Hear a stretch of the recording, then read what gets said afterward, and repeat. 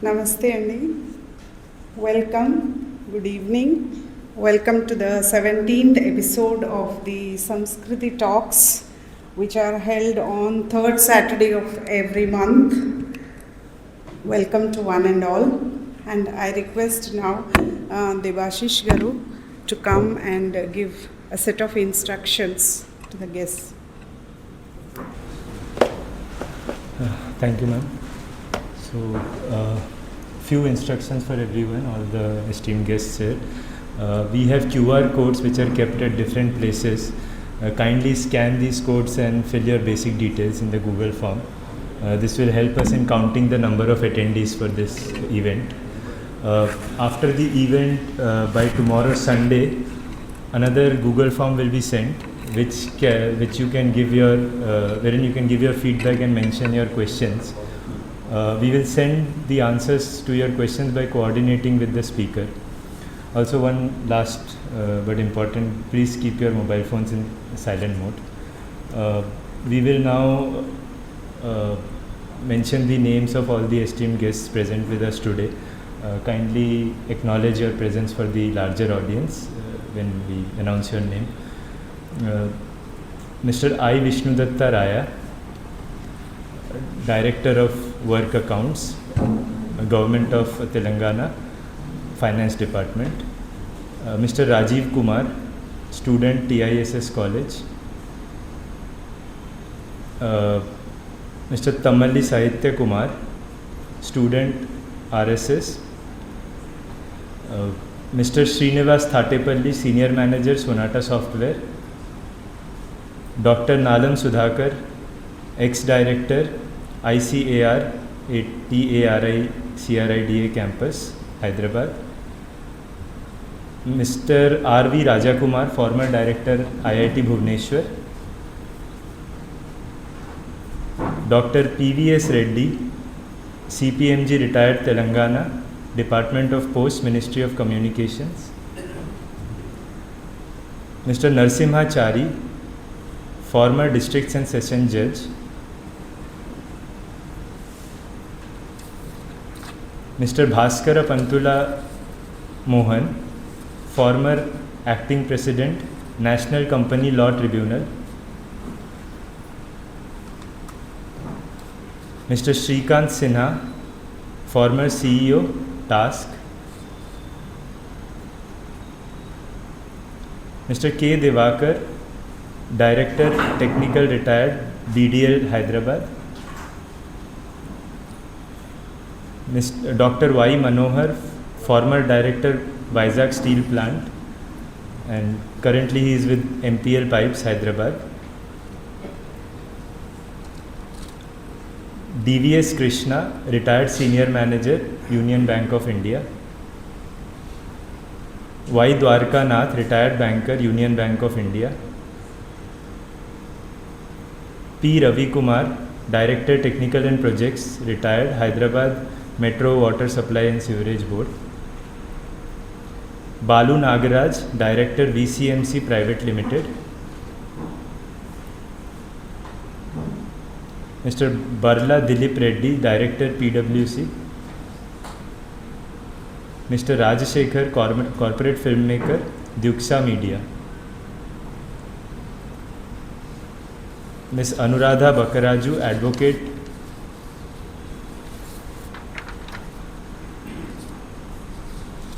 Ms. Chalamala Nikita Reddy, National Convener and International Secretary, World Organization of Students and Youth, ABVP. Mr. Vijay Prasad, Chief Manager, R&D, Siemens Limited. Dr. P. Lakshmi, Retired Principal, ABAP, Vice President, Knowledge Cell. Ms. Vrudula Vijay Kumar, UCO Bank, Nirmal Urban Cooperative Bank. Thank you.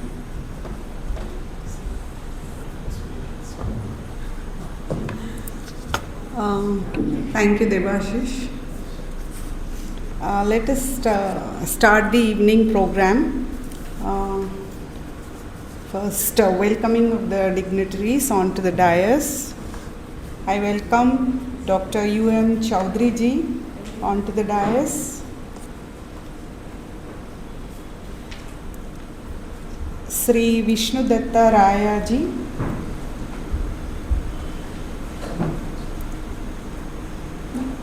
Dr. Satish Chandra Shenoi.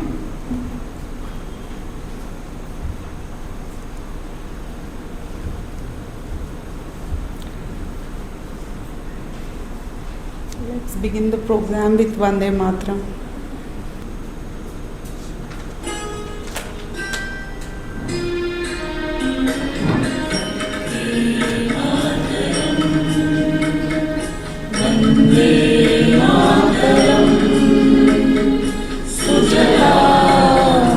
Sufala Malayaj Sitala Shashamalam Mataram Vande Mataram Shubhra-jyotsna Pulakitayamini Pullakusumita Drumadala Shobhini Vasini Sumadura Bhashini Sukadam Varadam Mataram Vande Mataram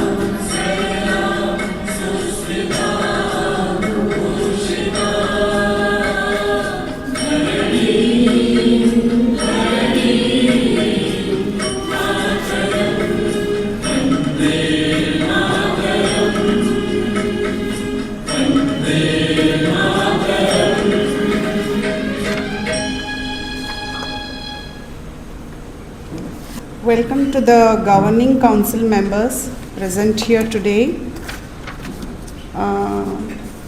Jasti Krishna Kishore Garu, former Chief Commissioner of Income Tax.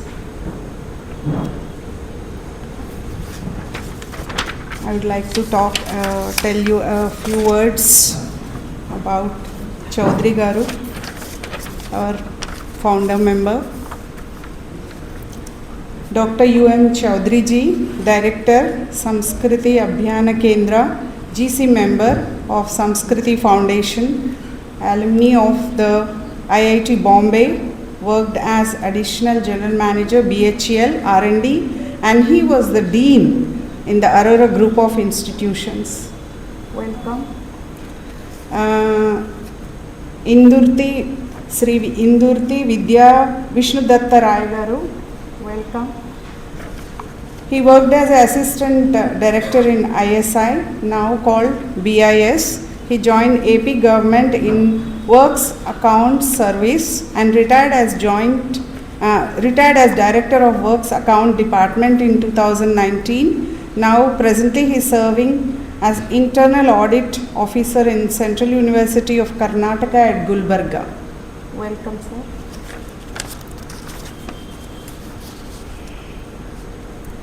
Now I request Chaudhary Garu to say a few words. Respected Principal Speaker of today, Dr. Shenoi, who has several distinct laurels and responsibilities that he has discharged and he is continuing to discharge. That's why I will not read out all of them because he is a very important and accomplished person. Shri Vishnu Datta Rai and distinguished invitees, colleagues from Samskruti Foundation and other attendees. Now today we are here in the 17th session of Samskruti Talks. So judging by the sheer number, it is evident that this event, monthly event rather, has established itself very well, and many people from the distinguished audience are regularly coming, attending the program and participating vigorously in it also. So we are really happy that we started in a very humble bit, but we have come to a stage wherein the program is becoming increasingly more meaningful and transacts serious business also. Now coming to the basic idea behind this series, though I have said it time and time again in the past, and I also said that considering its importance to us, any amount of repetition of that basic principle is not repetition enough. Therefore, I am once again going to tell that please bear with me for those for whom it's not just repetition but repetition of a repetition. We started in Samskruti Adhyayan Kendra work to possibly link our cultural moorings, the principles, practices, good points that are possible inclusion in the current or contemporary public policy, which is a simple one-line statement of what we intend to do.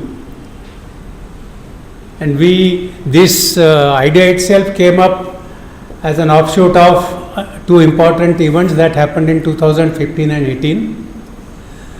But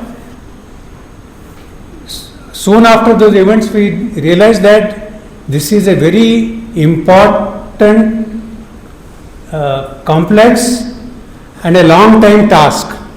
It's not something that can be done in a short period of time, particularly because the sphere of public policy and our culture, they have a huge intersection which touches all aspects of life, and therefore we need people who can contribute to this task, which is one of the important national level tasks in our view, and that is the task of finding out the good, important and actionable points from our culture, Samskruti, and translate them into policy points which will benefit the society at large. Because of the very limited voluntary manpower we have, which regularly associated with Samskruti Adhyayan Kendra, we began work there only in two important areas, that is water policy and food policy, and we have done some work in that. But as I said, since it covers a large area of interest to the public, we need contributions from people from different backgrounds and who have the capacity and the interest to do so. In fact, the invitees to this event have been chosen such that they have excellent contributions to their field, they are great achievers, as well as they have an interest in developing in the nation. So when these two things coincide, we expect that these distinguished invitees who have come to this meeting and have been coming for some time to think a little more deep into the themes that are get discussed here and examine if there are points which can translate into this public policy of today based on the points covered in the talk. This Samskruti talk event is conducted every month once on third Saturday, and the timings in the evenings. Because of the summer we have shifted it to a little later in the evening. Otherwise we have for past few months we have been starting it around 3:30. Because of the summer we have slightly scheduled it a little later from 5:30 onwards, and today it's the first time that we are starting it at 5:30. Hitherto we were doing it a little earlier. Now, see, the contribution to this job of interlinking the cultural elements to the public policy may not be immediately evident to anybody, but those who are working in the field, they may have had in their lives thought many times about some missing things which they may not have had an opportunity or the time to brood upon and see what they can do with it. But now, since the Samskruti Adhyayan Kendra, a unit of Samskruti Foundation, is throwing open an opportunity to think on those lines and examine the possibility of, as I said, incorporating those points which may be apparently lying hidden into the cultural elements, which needs a deep scrutiny to unearth and then process it into public policy points which are actionable.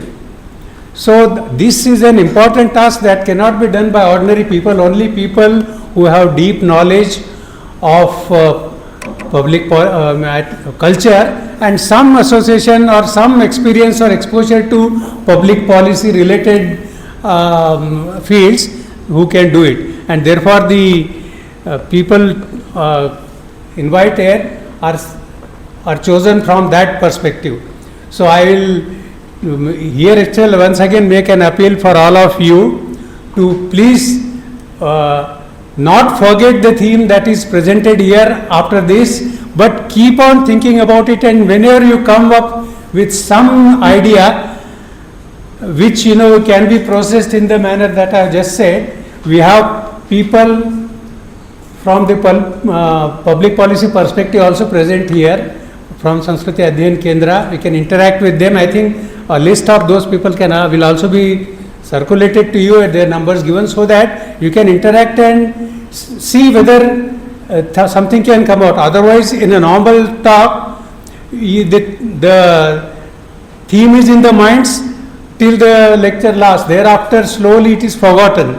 But we intend you not to forget it, but keep on thinking about it, and particularly in the areas of your operation or areas that interest you, and examine the possibility of coming up with things which can contribute to this.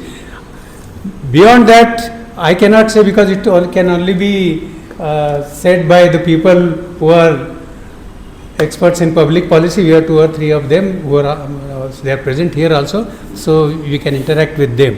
So Why I said all this is because it is not just an ordinary or normal lecture series in which the lecture is very good, but it doesn't translate into anything further thereafter. I request you on behalf of Samskruti Adhyayan Kendra, which is a part of Samskruti Foundation, to examine this point particularly, and please do not hesitate at any point of time if you have something which you think you can communicate to us, discuss and share with us, please do that. If you do that, we will be very happy, and unless it is done in this manner, this work will not carry forward. Therefore, this emphasis. The remaining part of the Samskruti talks is known to you. We have conducted these talks on various themes, but all those talks have one thing in common. They have something to do with public policy, they have something to do with culture also. At least some element of both these fields are there, and talks are such that today we have an important speaker, pollution. I'll just give one line on that and then stop. Pollution or climate change, for which pollution is the reason, is something which interests all of us, but it's also equally confusing. There are shades of opinion, starting from it's just a hoax, it's just a propaganda, made by some business houses for their vested interest. To the other, at the other end, we have some people who say that today is the only time in which you can do some action, otherwise you will not have any tomorrow. So there are two extreme views held on this pollution and climate change. Maybe the reality is somewhere in between, and when the people are confused, an authentic information on that, particularly if it is said that it is the Bharatiya Chintana which can help us solve that, it will definitely interest us very much, and we will really be thrilled to know about it. So therefore, when we requested Professor Shenoi, he readily came up with an idea. He is himself an expert on this theme of pollution control, and therefore we are indeed very fortunate to have him here to give this talk. So without taking any more time, I will just stop here, but I will say a little more on how we can contribute through this talk series to the task of connecting Samskruti to public policy at the end of the session. Thank you very much.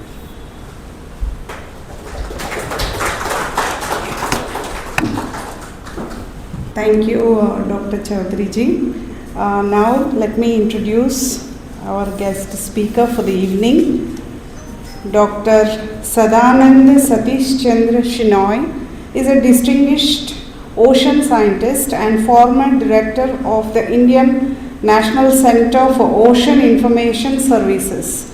From 2009 to 2020, he was there. He served as a director of the National Institute of Ocean Technology, Chennai, from 2015 until 2018. He was a project director of Integrated Coastal and Marine Area Management, and later as chair professor or scientist in the Ministry of Earth Sciences from 2022 to 25. He is a fellow of several prestigious academies and societies, including Indian Academy of Sciences, the National Academy of Sciences, India, the Andhra Pradesh Academy of Sciences, the Telangana State Academy of Sciences, the Indian Geophysical Union, and the Ocean Society of India.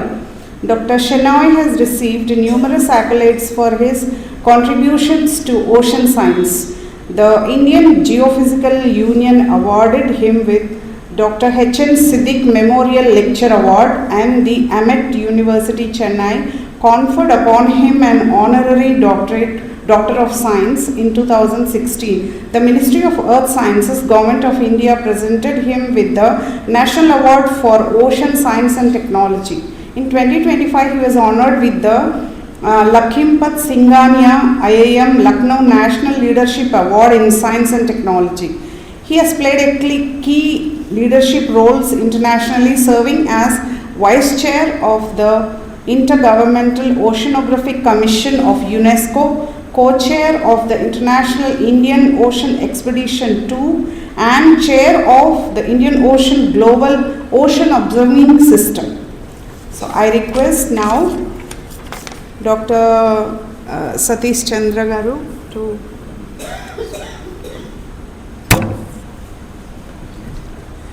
Before Dr. Shenoi begins his talk, there is an announcement. Dr. Radhakrishna Pillai, an authority on Chanakya, who is also a part of the Samskruti talk series. In fact, he delivered the 5th lecture in 2024 here. We learnt sadly that he passed away 3 days back at the young age of 52. His books are well known. He was a prolific writer on Chanakya, and he has studied thoroughly Chanakya, and his presentation here was really enthralling.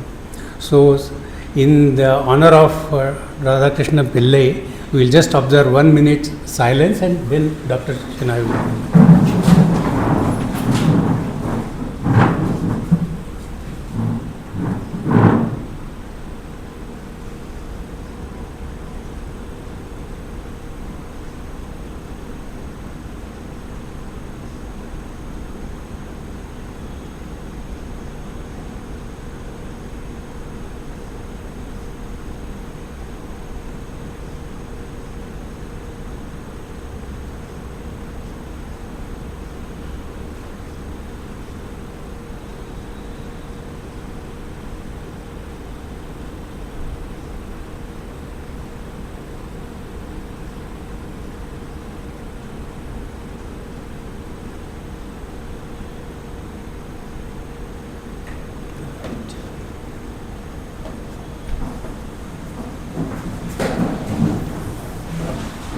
I now request Dr. Satish Chandra Shenoi ji to start the presentation.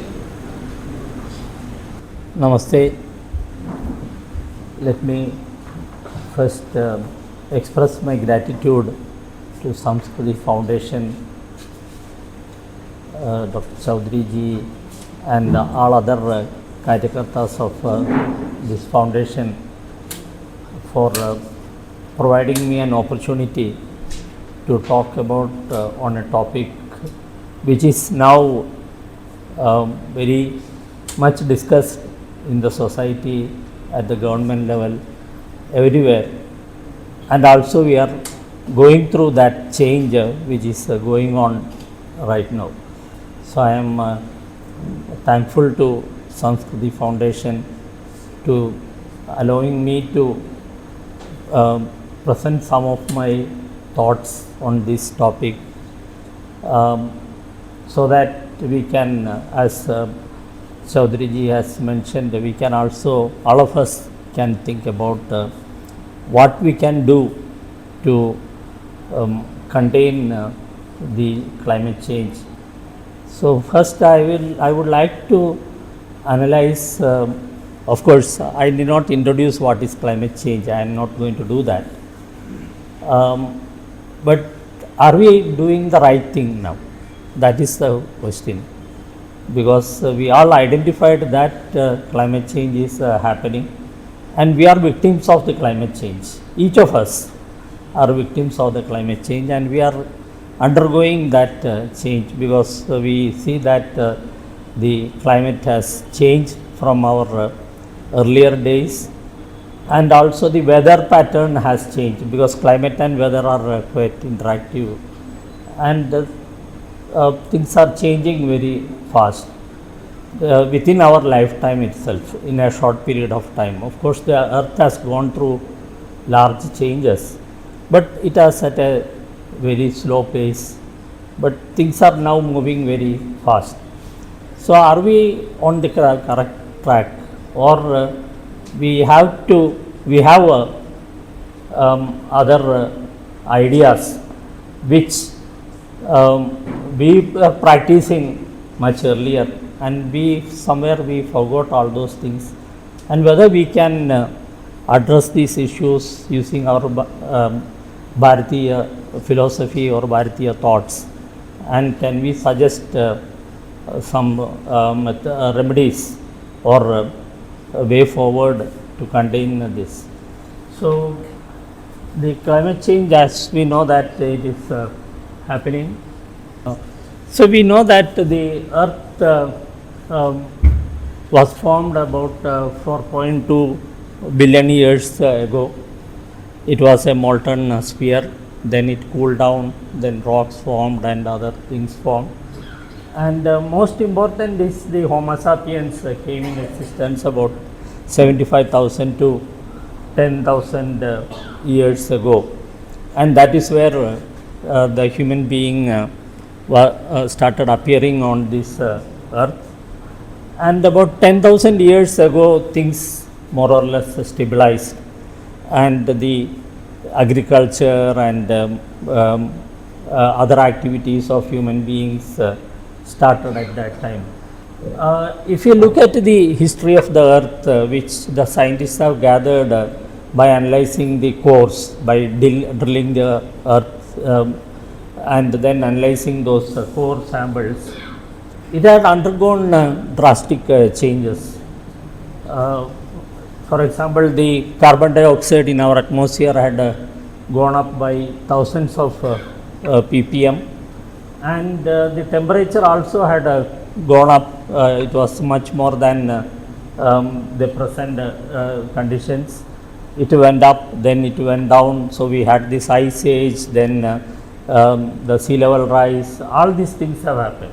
But more important to look at is that during the last 10,000 years, everything has stabilized, and we had about 400, less than 400, about 300, 280 ppm carbon dioxide in the atmosphere, and that is where we were standing. So it has stabilized over the past 10,000 years, and now if we look at so that 10,000 years it has stabilized, and the carbon dioxide also in the atmosphere was about 280, 270 ppm at that rate. In fact, our earth consists of 5 spheres: atmosphere, hydrosphere, lithosphere, cryosphere and biosphere, and life exists in all these spheres, in the atmosphere as well as lithosphere, cryosphere, biosphere where we live now. But the natural variation of within these systems, they get adjusted. So there is a natural climate change which is happening because of the changes in one sphere will affect and interact with the other sphere as well. But any disruption in the natural balance or variability in one component causes disruption of the balance, and that is where the problem arises. So if we disturb the balance in one of the spheres, then the other spheres also will act the way unnaturally, and the problems can start. Next slide please. So over the past 300 years, sometime 1700s it started, and 300 to 350 years, we have witnessed remarkable advancements in science and technology and innovation. That's where the Western science started, then the Industrial Revolution started, which have fundamentally transformed every aspect of human life, including our relationship with the environment. So the Industrial Revolution started and about 300 to 350 years ago, and while these developments have undeniably they are required, they improved our human life. Most of the modern gadgets, transportation or whatever we now use for our daily life, all were developed during that period, and it improved the human life in countless ways. It has become increasingly evident that they have also contributed to new and complex environmental problems also. We started talking about pollution of atmosphere, pollution of water, etc., etc. In fact, this problem was identified by one Swedish scientist, Savante Arrhenius, in 1896. In fact, he was researching on what is the cause of little ice age, why the temperatures went down, whether the carbon dioxide has any role to play in that. But he has clearly showed that the increasing carbon dioxide or the human induced increase in of the carbon dioxide in the atmosphere will lead to increasing the temperature of the Earth system. So if you look at and he also calculated and suggested that if you double the carbon dioxide in the atmosphere, the temperature will increase by 5 degrees. So that problem he pointed out in 1896. But no much thoughts are paid on that. It was another scientific discovery or another scientific suggestion which came out. So the actual turning point came sometime in 1972, where several heads of several governments came together in Stockholm and met under the banner of United Nations Conference on Human Environment, and that was held in Stockholm during 1972, and it is commonly known as Stockholm Conference. So this was the first formal intergovernmental conference on the climate change. So the government started worrying about climate change in 1972, and the gathering focused slowly on environmental issues, bringing together delegates over 120 countries to address growing concerns over environmental degradation and to promote collective responsibility in safeguarding the planet. So we are in the business of stopping climate change since 1972 onwards, with the might of all the governments, because 120 countries participated in that conference, and it was decided that now we should contain this problem of climate change, and we should do something about that.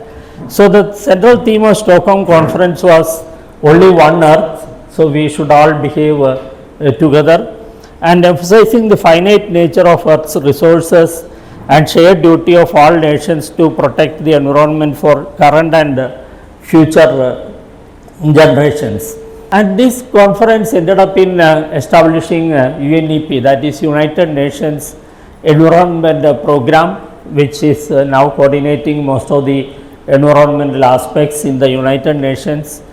And it also declared that we should work for to achieve the to reduce the carbon dioxide emissions in the atmosphere.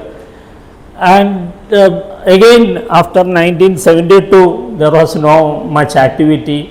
Again we got up woke up in 1992, and there was a Earth Summit in Rio de Janeiro, officially known as the United Nations Conference on Environment and Development, or UNCED, and that was the landmark global event where heads of 178 countries, this time the heads of the countries itself participated in that, and came together and addressed pressing environmental challenges and to promote the principles of sustainable development. And the event adopted several key declarations that we shall do this, we shall not do that, we shall do this, etc., etc. And the key objectives were environmental protection, sustainable development, and strengthening international cooperation. So these are the key objectives of Rio de Janeiro conference in 1992, and we decided that we shall do. Since then there was a proliferation of conferences. If you just do a search on Google, International Environmental Agreements, there are plenty of them. You will find about more than 40 or 50 during this 1992 to till today, that period. You can see that we met at different locations, Convention on Biology Diversion, then Vienna Convention for the Protection of, everywhere these conferences held, and it was decided that we should do something, etc., etc. And also the new keywords were generated, like development, sustainable development, environmental development. Each conference came out with a new keyword, and then that became the buzzword for everyone to carry around and utter that. But the problem was that that keyword remained as a keyword, nothing more has happened. So in 1988, World Meteorological Organization established the IPCC. We know IPCC, that is Intergovernmental Panel for the Climate Change. That was established, and IPCC was supposed to study the problems and report to the governments and advise them on kind of policies they should frame to reduce the carbon dioxide and the problems which are faced because of the and again the Kyoto Protocol in 1997 set specific legally binding targets which are told that each country should reduce their emissions to match the previous records.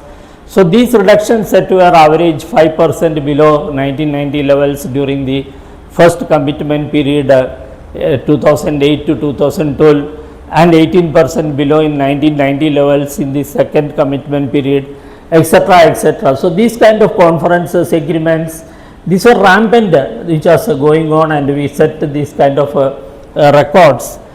But if you look at between 1992 and 2026 today, there are three objectives. So in place of strengthening international cooperation, now we are facing with the challenges of terrorism and the conflicts. At least 3 wars are going on in the world now at different places. So did we succeed in international cooperation which we decided in 1992? And in place of sustainable development, the disruption of ecological balance. The ecological balance has been disrupted like anything today. And in place of environmental protection, growing concerns about climate change, global warming, and calls for urgent coordinated action. So we are still going through the climate change and global warming in place of environmental protection. So did we succeed in protecting our environment in spite of all these activities? The answer is big no. So if you look at the latest was the Paris conference. Of course, US now they say that they are walking out of Paris Accord, and US decided not to be part of that.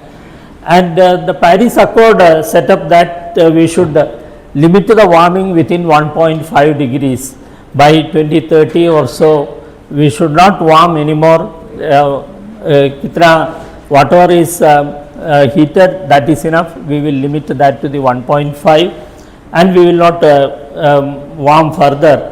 And also it was decided that definitely if not 1.5, not more than 2 degrees by the end of this century, that is by 2100, not beyond 2 degrees. That was the decision. But if you look at the global mean temperature from 1850 to 2025, we can see that already we have crossed that 1.5, which we wanted to keep below 1.5. Already we have crossed. So the Paris Accord also, now we lost the chance to keep the warming below the 1.5 degree relative to the earlier temperature. We are unable to do that. That's what most of the data sets shows now. Next, and if you look at the rate of warming for the period 1901 to 2024 period, if you take that, it was about 0.06 degree per decade. That is the rate at which the warming was going on. And if you look at the 1994 to 2024 period, a different period, it is about 0.2 degrees.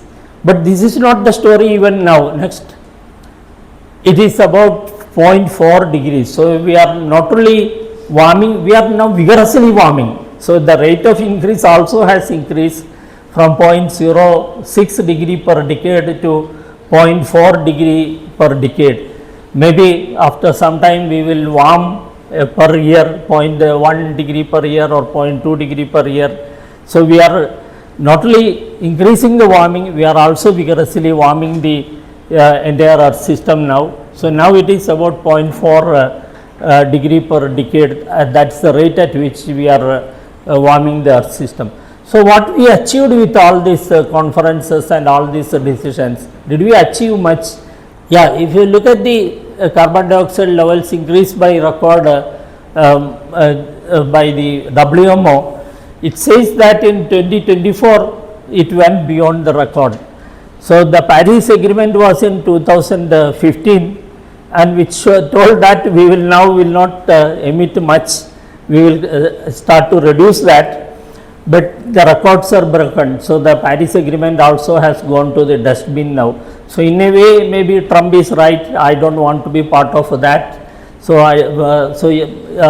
that may be the reason, one of the reason. But he want to warm more also. So that is another reason he walked away from the Paris Agreement. Next. So the problem is now no end to this end in sight, raising greenhouse gases. So now almost everybody is throwing the hands. We are unable to contain the greenhouse gas emissions and increasing this carbon dioxide in the atmosphere. Next.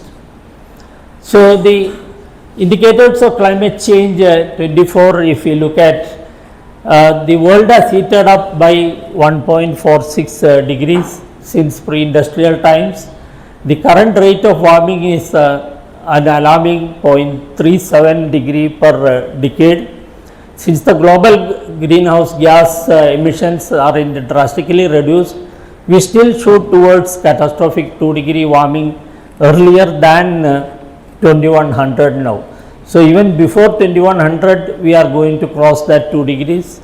The hopes of keeping long term warming to within 1.5 degree are bleak now, because already we reached at 1.5 degrees. And since this is not going to happen, we look at goals. Now we say that let us forget about 1.5, we will now think about 1.7 degrees. That is what now the discussions are going on. So if we cannot score the goal, let us change the goal post. That is the kind of thinking now is happening in the world, that we lost 1.5, so let us now target for 1.7.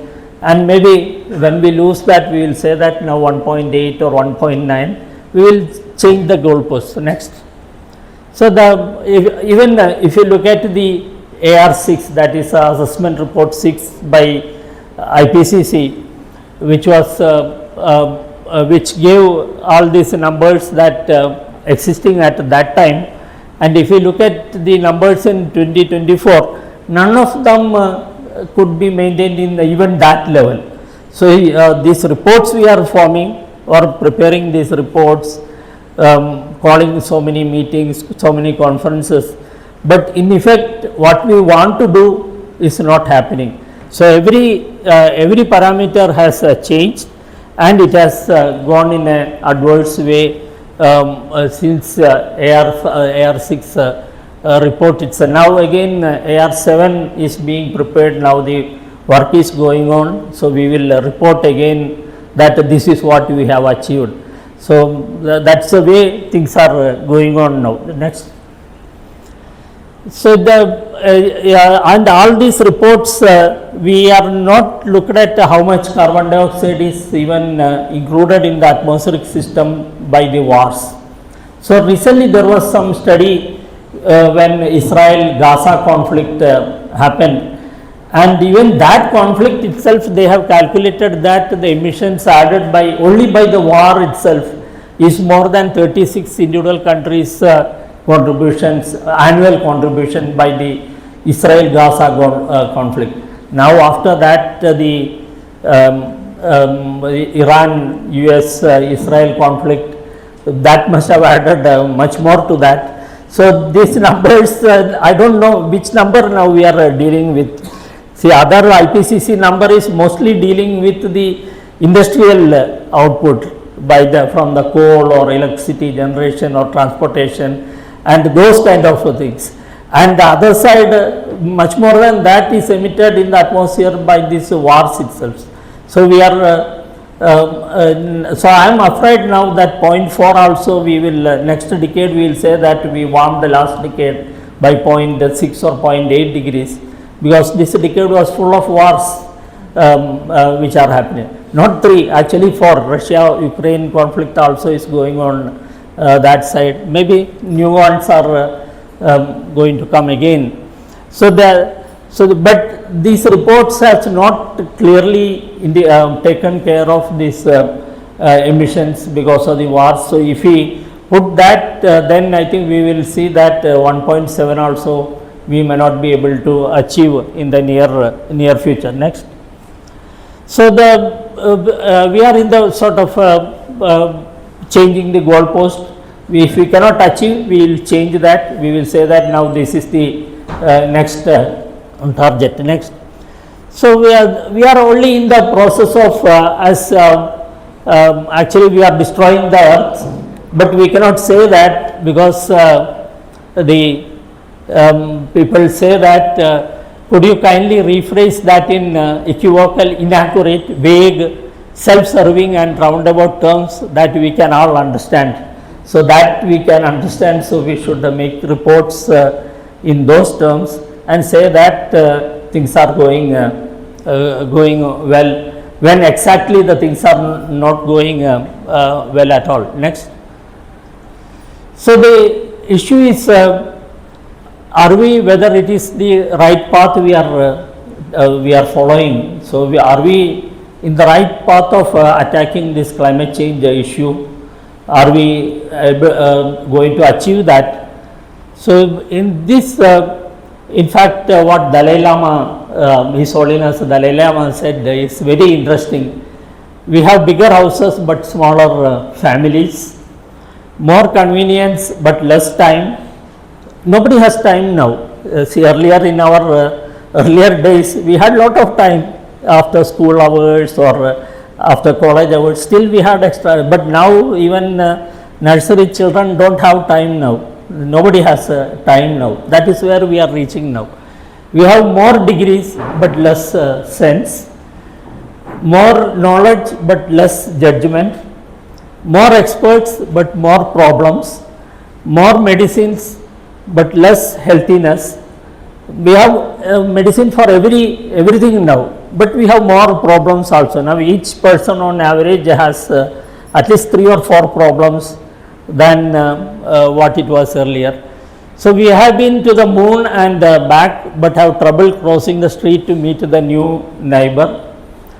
We have built more computers to hold more information, to produce more copies than ever, but have less communication. We have become long on quality but short on quality. These times are times of fast foods but slow digestion.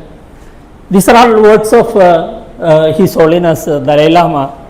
These times, tall man but short character, steep profits but slow relationships.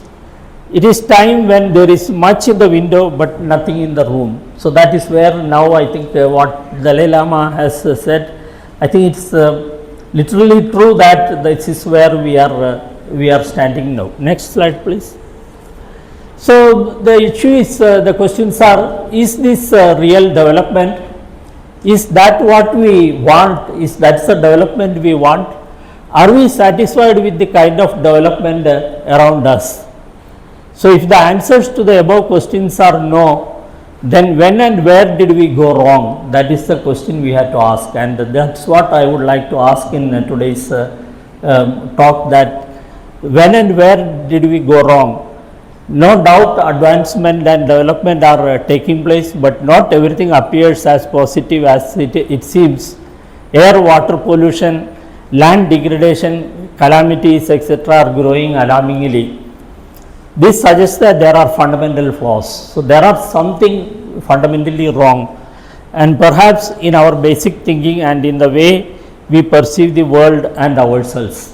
That is what I think, there is something fundamentally wrong which we are unable to identify. So, that is what I think we have to see now, what created this problem and whether we can address this problem. Next. So, when we look at the world today, it is largely shaped by the Western world view, because the industrial revolution, the development in science, everything started in the West, and the Western model of development. So, although quantum physics has advanced significantly, the dominant framework guiding global systems and thinking still rests on the Newton Cartesian model, because Newton discovered the gravity, he gave out the laws of motion, etc., etc. There is no doubt that gave us a lot of advantages. So, this model views the world as a machine. The problem was that the Newton told that the world is like a machine. You understand its laws, how it works, and then if you can, you understand, then you can make that world work like the way you want.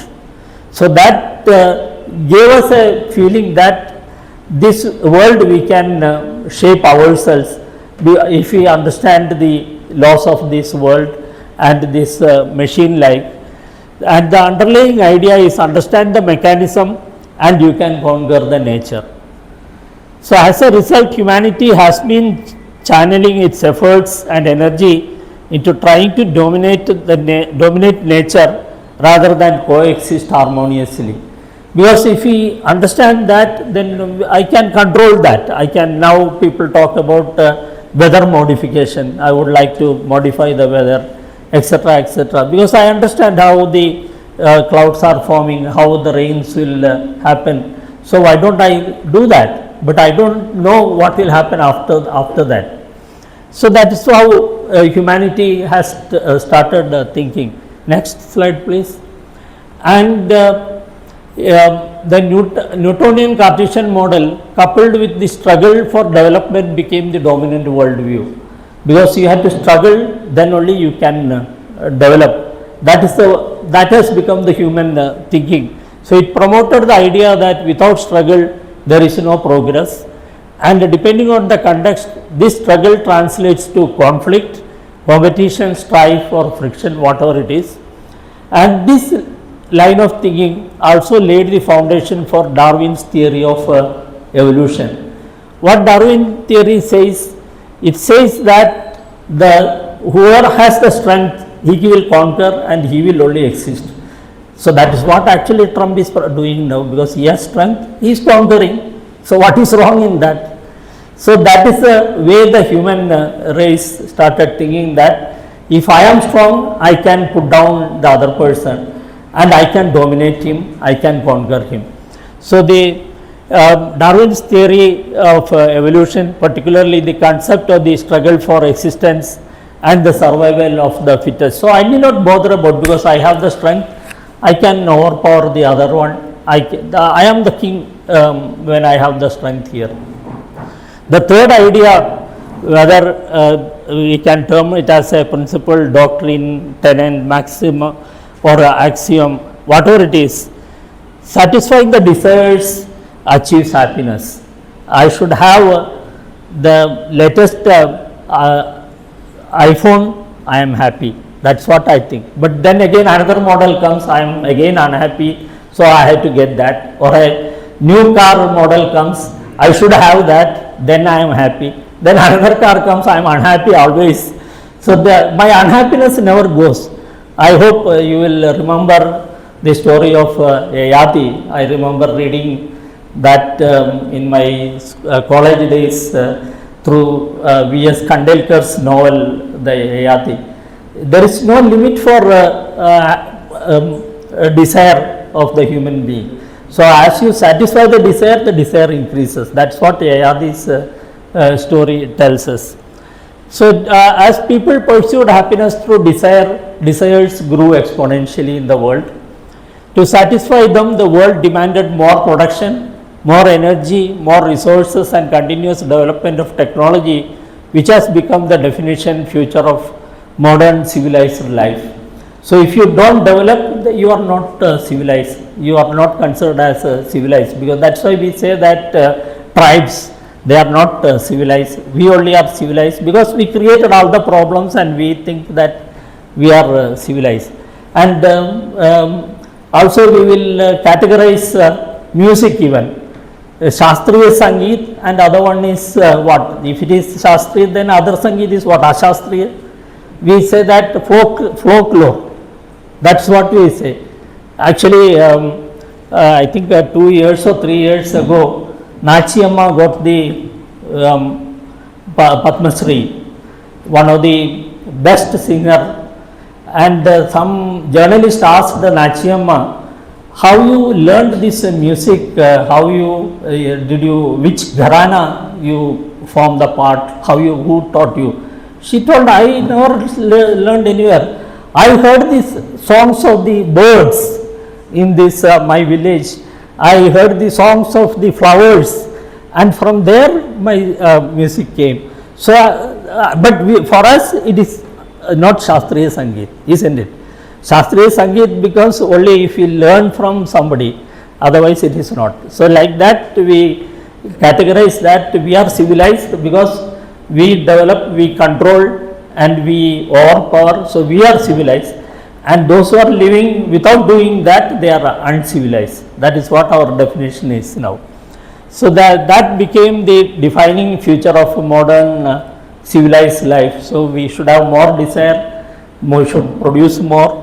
And today's world continues to operate based on the 4 cardinal principles mentioned above, principles that have brought us to the current state of affairs with no clear reprieve in sight. So this is where we actually went wrong. We went into this cycle and we became mesmerized that this is the civilized way of development and we should do that. So we should produce more and more. Next. So, but it is encouraging that there are discussions on this as early as 1972 itself. Most of you must be knowing Professor Arnold Toynbee, one of the best historian and philosopher who wrote several books. And there was a discussion between Arnold Toynbee and Professor Daisaku Ikeda, one of the expert on Sento Buddhism and Japanese philosophy. There was a series of talks, the discussions they had about 4 years, and finally the Professor Ikeda, he published that as a book, Choose Life. In fact, this book is available on Amazon about 600 or 650 rupees, and this was published first in 1976 and then later reprinted in 2007. So as per this book, what Arnold Toynbee comments is that, next slide please.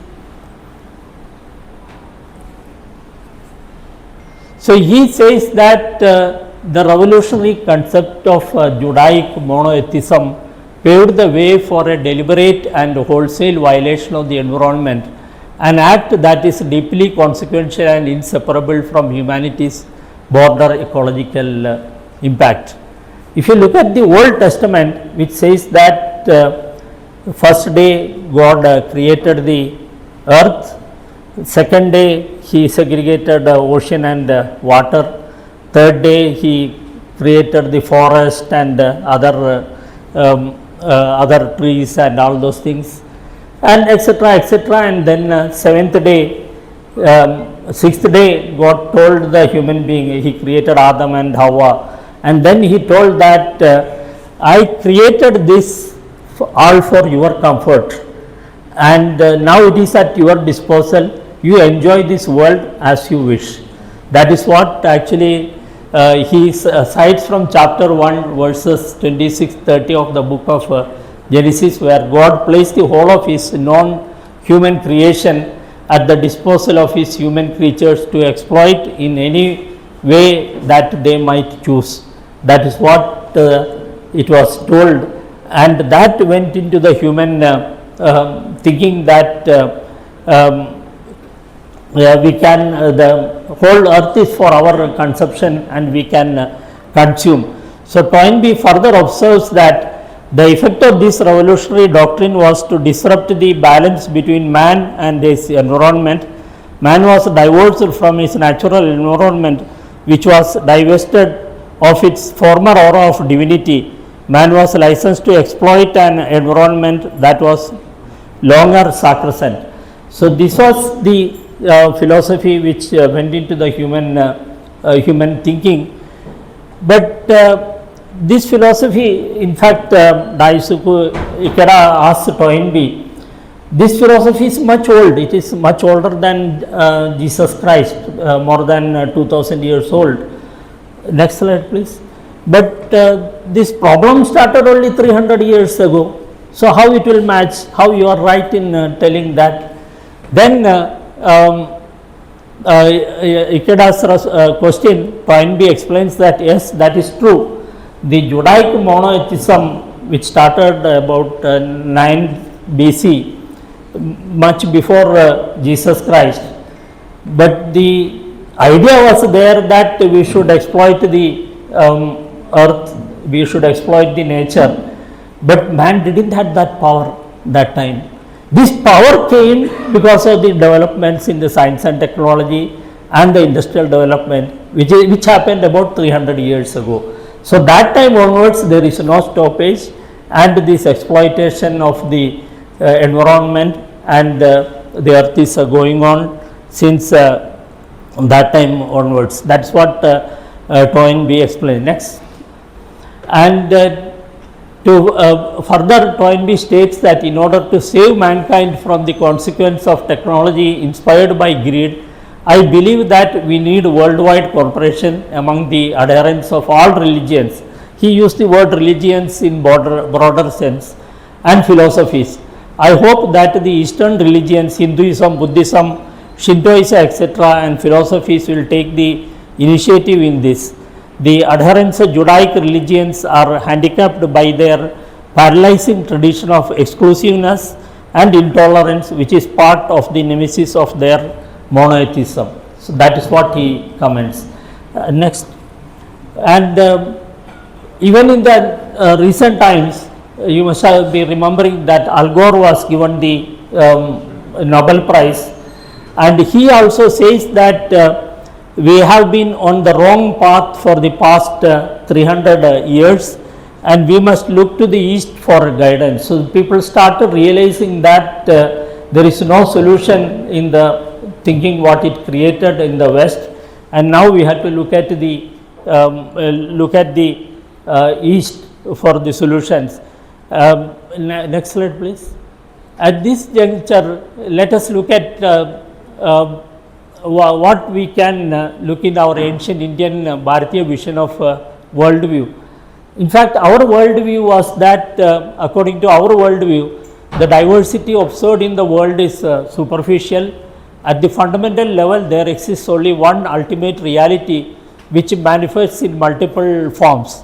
So this vision advocates a philosophy of oneness, transcending divisions among humans, animals, birds, vegetation, mountains, rivers, and all other entities. It emphasizes the essential interdependence and cooperation necessary for coexistence, a principle beautifully expressed in the Ishavasya Upanishad. Actually, the Upanishad says that, next, Ishavasyam idam sarvam et kinja jagatan jagat. That means the entire universe, it is because of the one force, and we are all part of that force, and we should not therefore be enjoy through renunciation, do not covet anyone's wealth. That's what the Ishavasya Upanishad says, and that is the way we lived in our ancient times.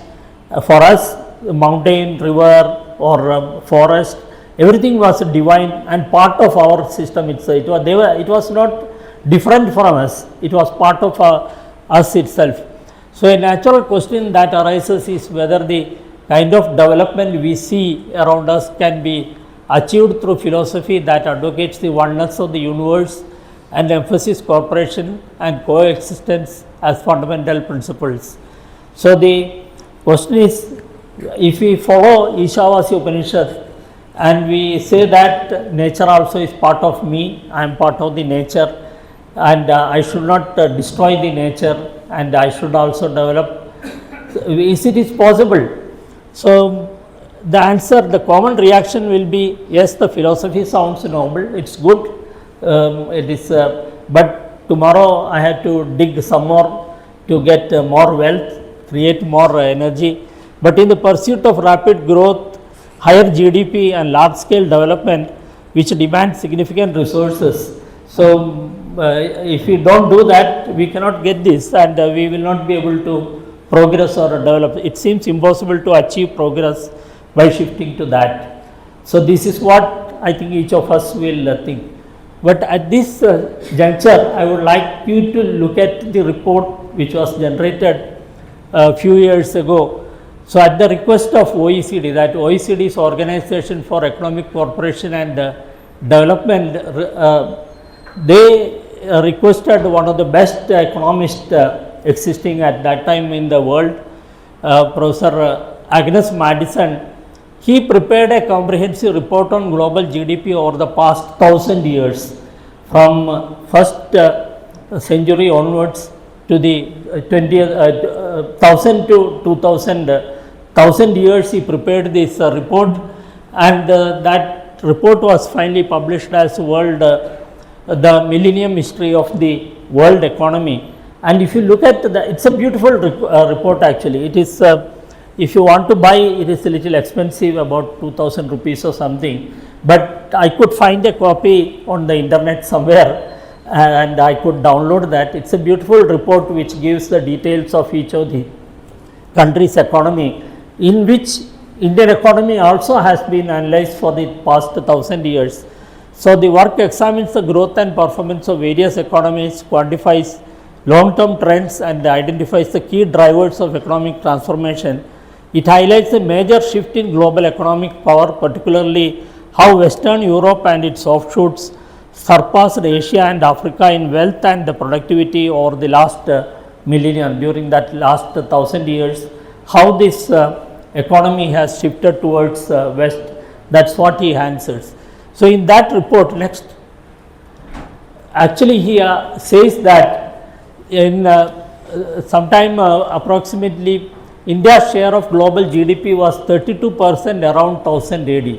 So, in 1000 AD, we were contributing about 32% to the global GDP, and declined to just under quarter, about 25% between 1500 and 1700. Remember that that is the time we started having the invasions from others in our country, and it and then fell sharply during the British colonial period, reaching only 4.2% by 1950. And he further observed that within a relatively short span of 80 years, that is 1780 to 1860, under colonial rule, India underwent a dramatic transformation from being an exporter of processed goods. That means there were industries which processed the goods, and we were exporting those goods to the other countries, for which it received payment in bullion, to becoming an exporter of raw materials and an importer of manufactured goods. That is what it was. So, if somebody has a doubt, that means we had industries, we had textile industries, we had steel industries, we had industries which polish gems, we had copper industries, and India invented the extraction of zinc melting industries, then medical industries. All these were there, and we were not polluting at that time, because we are existing with the nature and living with the nature. So, as told in the Ishavasya Upanishad, we never polluted our nature, we were not doing that. So, if we say that we cannot progress with that, we had progressed with that. Our contribution was 32% in 1000 AD, which fell down to less than 3%. Now I think it is about 3 or 4% still our contribution is. So I think that argument of telling that no, we cannot progress, we had progress, we have proof for that. And this is not a proof which is written by anybody in India, it is written by others itself, telling that India produced so much and exported the finished goods, but we became exporter of raw material. Our coal and cotton and all these things were exported, and we purchased the finished products for our use during the British time. So the India and several East Asian countries achieved significant development and economic autonomy well before the imposition of Western worldview, which introduced a separation between humans and environment. That is where the fundamental problem lies. And growth, progress and sustainable development were indeed possible under the Eastern or Bharatiya worldview, which emphasized the philosophy of oneness, interdependence and cooperation as the foundation for sustainable coexistence. Importantly, this philosophy was not merely theoretical, it was embedded in the daily life of the individual, society, kingdom and the nation, because everybody followed it as a practice. Every Indian followed that, and we were not polluting the nature the way the Western philosophies ended up in doing that. So the next slide please.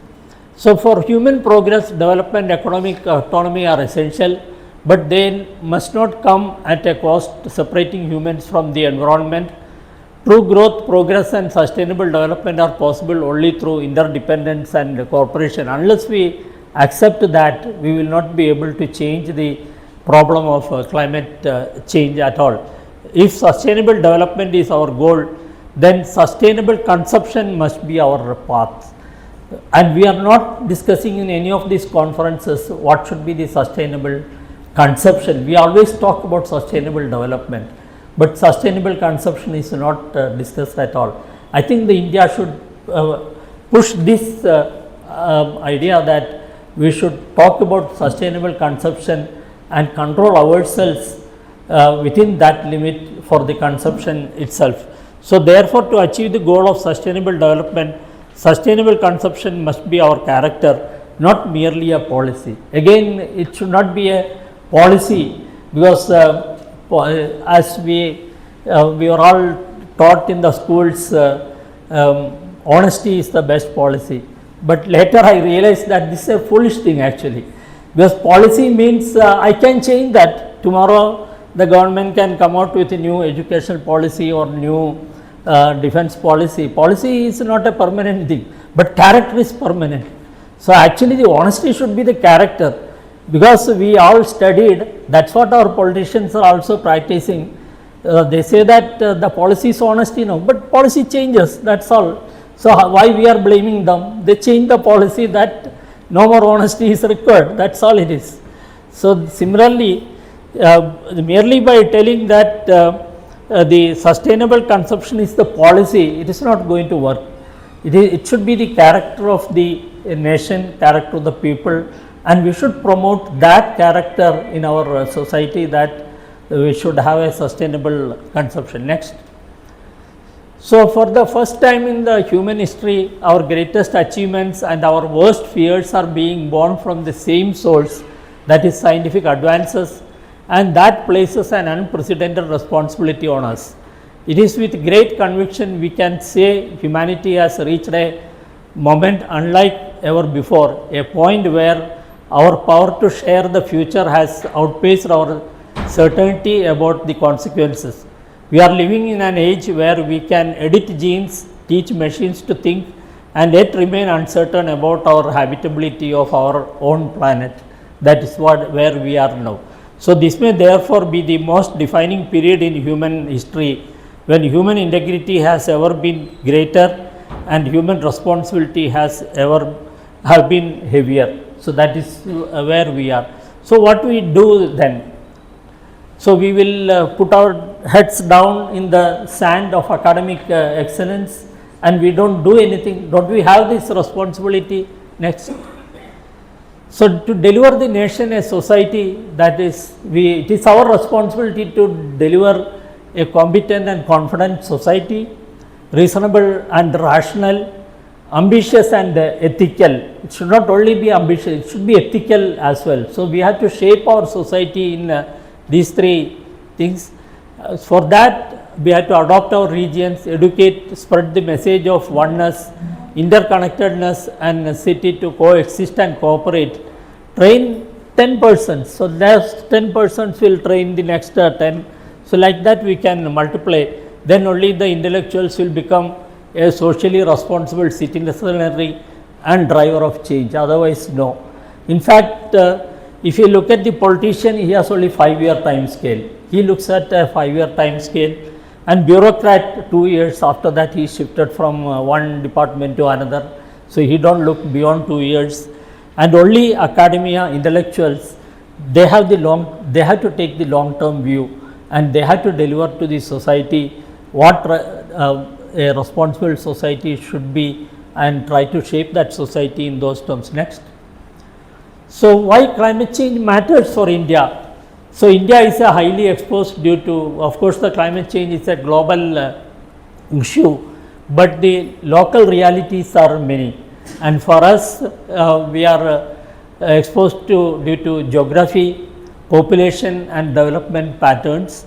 India is highly climate sensitive, monsoon, agriculture, because if a monsoon fails, our agriculture has problem, long coastline, Himalayan rivers, they all have problem, food and water security at risk, erratic monsoons, droughts, floods, falling crop yields, groundwater stress, all these problems, heat and health impacts, more frequent heat waves, health problems, mortality increases, and cities under stress, urban flooding, heat islands, vulnerable. So, all these problems are there with us. So, we have to next. So, the scale and diversity of the country is very different for us. Democratic policy making, we cannot act like some of the other countries like China.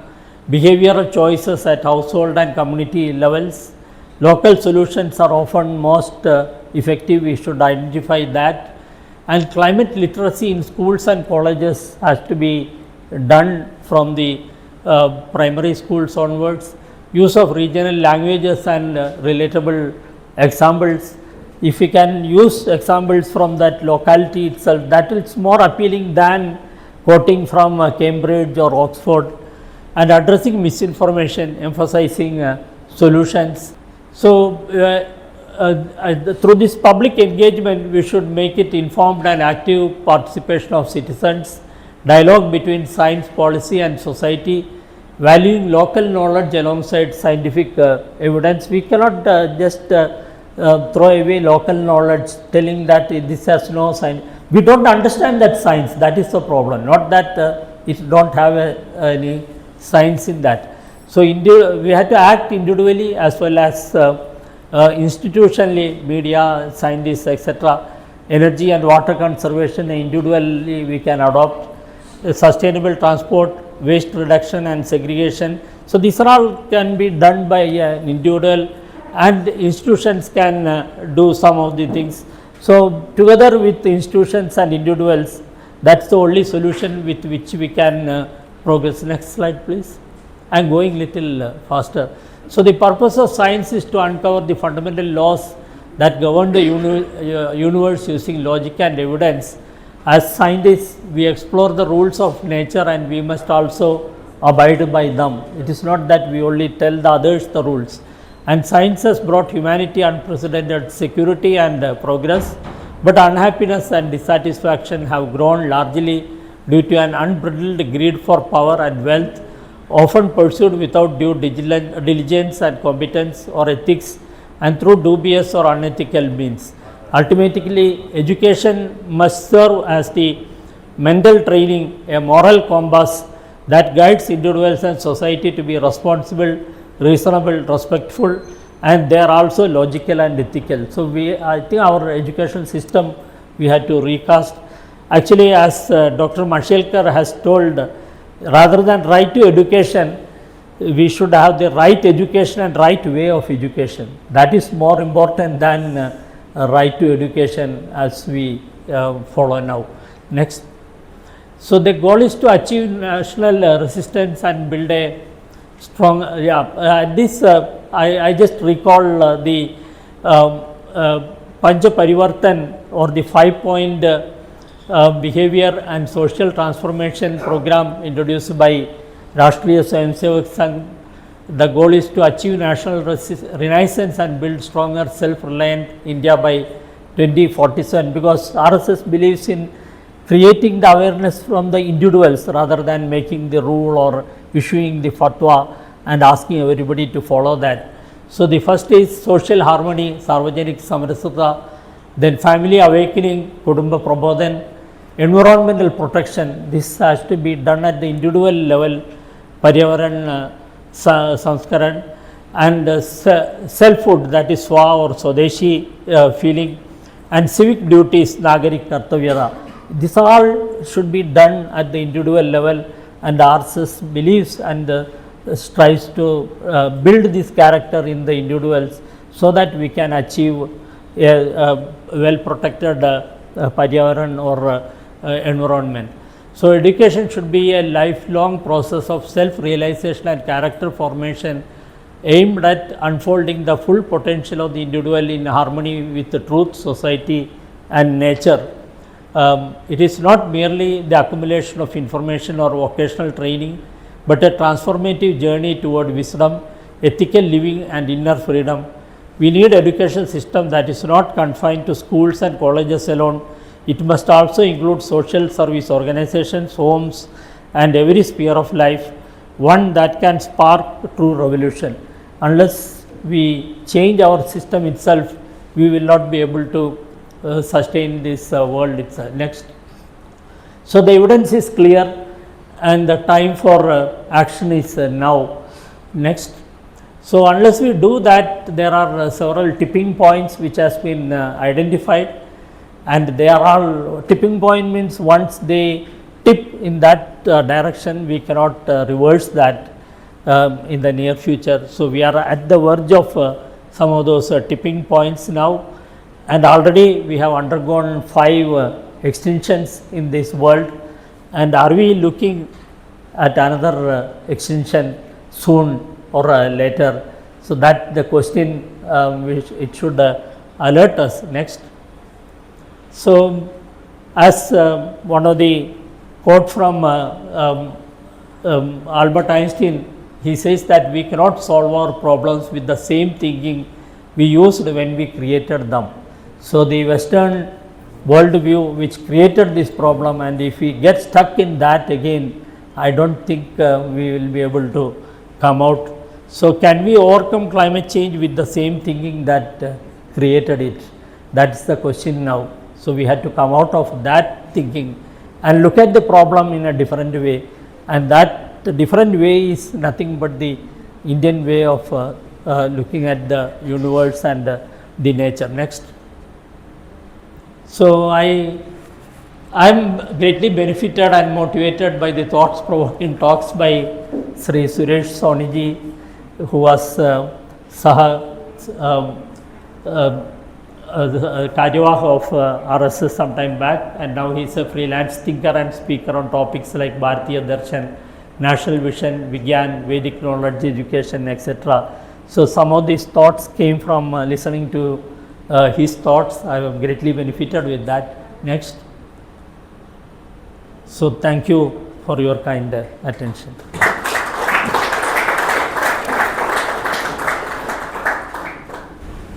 Thank you, Dr. Shenoi, for your enlightening, informational and motivational speech and presentation. It was very informative. Now, I request, would like to initiate the discussion. Anybody would like to ask? We are actually sitting on a worker, which can probably at any time. I am Jan Nair, a pediatrician. My field of interest is again, I'll tell you this only. One is breastfeeding, and second is our heritage in medical care, especially with respect to pediatrics. So I want to tell you something about breastfeeding.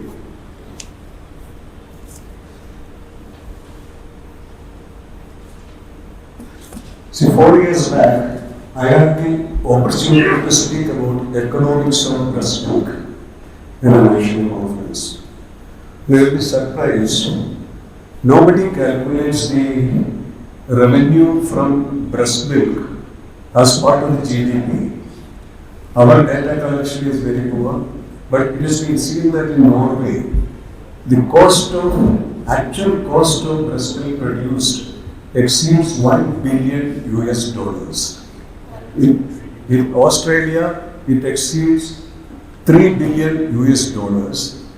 USA and Canada together, they produce more than 100 billion US dollars breast milk. Unfortunately, 2/3 of this is wasted. Very, very unfortunate. Now, how is it connected to climate change? In 2020, there was a study in the UK which revealed methane production from livestock cattle to produce the milk formula milk is second only to production by the oil and gas industry. It's not a small thing. The study concluded that breastfeeding for 6 months could save an estimated 95 to 153 kg of carbon dioxide emission per baby compared to formula feeding, which in UK alone would equate to taking between 50,000 and 75,000 cars off the road for 1 year. So you can imagine, just by substituting breast milk with formula food, you are actually adding to the carbon emission, which is produced by 50,000 to 70,000, 75,000 cars per year. Now in India, what are the figures in India? I admit that our data collection is very poor, but still it is seen that in India, total greenhouse gas emissions due to breast milk substitutes in 2021 exceeded 122,810 tons of carbon dioxide. Now what do? This is something which we can start at home, which doesn't need any additional effort from anyone. That is to initiate breastfeeding, promote breastfeeding, at least exclusive breastfeeding till 6 months and continue till about 1.5 to 2 years. This is not my saying. This has been given in Upanishads. This has been given in Vedas. This is given in the 3 greatest textbooks in medicine: Charak Samhita, Kashyap Samhita, and Kashyap Samhita. Kashyap Samhita is the first treatise on pediatrics in the world, which is 3,000 years old, while the modern textbook in pediatrics came out only 100 years back. So this is where our heritage, our history will provide us the solution for all these problems. Only thing is we have to see. Why I said this is that, with Ayush being promoted by the government, I think it's our responsibility to start this, make people aware of things which are available to us without cost. Our ancestors were more brainier than even Einstein or Edison. There is no doubt. Thank you very much. If given an opportunity, I think I will speak about our heritage in medicine also, pediatrics also. Thank you. Thank you, sir, for the wonderful and informative lecture, and we have had a lot to learn from this lecture. I have a small question regarding this. That we have during your lecture, you had said that the industrialization of from the Western world for the last 300-350 years and the technological development has led to lot of pollution, and we cannot be more agree on that. But don't you think that over the last 50 years, ever since US has got the oil petrodollar agreement with Saudi Arabia, they have got themselves the power to create unlimited money, and today their official debt is about $40 trillion and unofficial debt is $150 to $200 trillion. So this much of excess money is actually finding its way into the rest of the world's economy, and that is adding to a very great level to the pollution and consumption that the rest of the world is happening. I would like your views on this aspect, sir.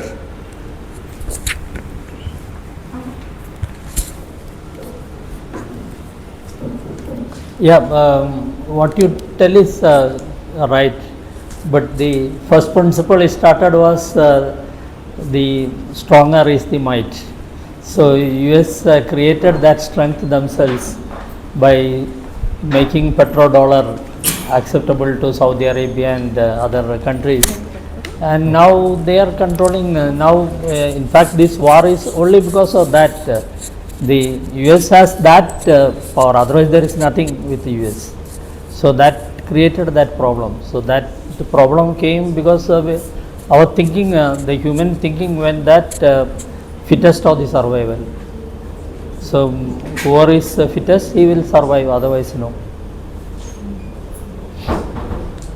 So that's not a good thing for the, not only for economy, for world it is not a good thing, and we are now undergoing that suffering now.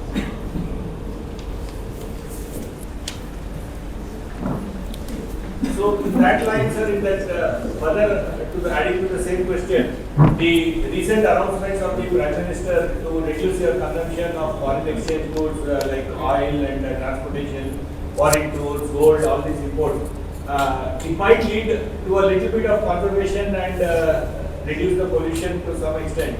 And don't you think, without actually belling the fact that they are finding an alternate way to actually get the people to consume less, which eventually will reduce the pollution, and it will also probably solve the dollar crisis to a certain extent? Yeah, in fact, that's what Prime Minister want everyone to follow individually. It is not a rule or a demand. He is just advising that by doing this we can save ourselves. So I think now almost every country is thinking of how to come out of this dollar, petrodollar business. So unless, if somebody is thinking, then immediately US overpowers them, and no country is able to. In fact, Iran problem also mainly that is the issue, that Iran was trying to come out of that. So it is a little complicated issue which is going on. So the solution lies for us is Atmanirbharta. We have to produce what we want in our country, then we need not depend on any of them. So unless we do that, and we lost some of the time, golden period without doing that, now we had to recover from that. Good evening, everybody. Sir, your talk is very informative, sir. I am Venkateshwar Rao, retired Chief General Manager, NABARD. Sir, one question and one information I would like to share. Sir, you have indicated that the life has extincted 5 times. So maybe that slide could be explained, or I would like to be in touch with you for that. The second thing is, most of you may be aware that under the United Nations Climate Change Convention, so NABARD is the national implementing entity. So we would be receiving the grants and the funds for reducing the climate change effects. So one of the major programs which has been taken in consultation with the Tata Clean Tech was the solar roof system of the offices and others. So with that pilot project now, the Prime Minister's Suraj Ghar Yojana, that means rooftop solar systems has been innovated. Maybe more such schemes are required, so that the climate change, though it is inevitable, maybe we can reduce it, and as you have rightly told, forward whatever we have received or how we have received the resources to our next generation and others. So, sir, one thing is there. In the current year, El Nino is the major impacting factor. So, maybe your view.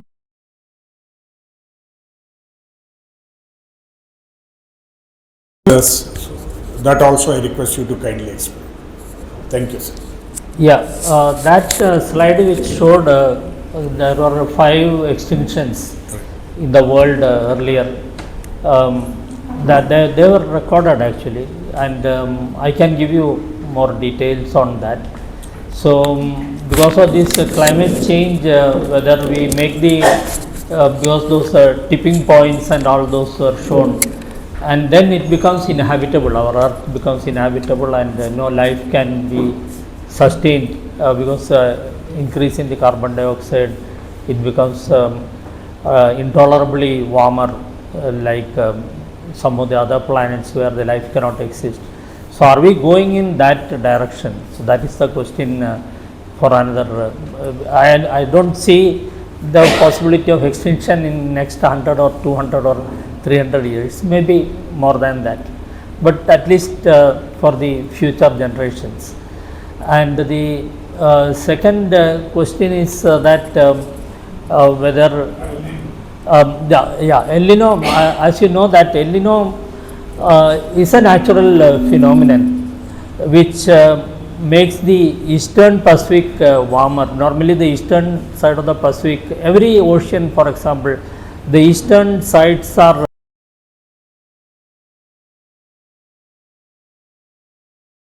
on the coast from north to south, and the water will get transported, the surface water will get transported towards offshore, and the water from the below, which is cooler and has more nutrients, that will upwell. Even along our west coast of India for example, we have upwelling happening.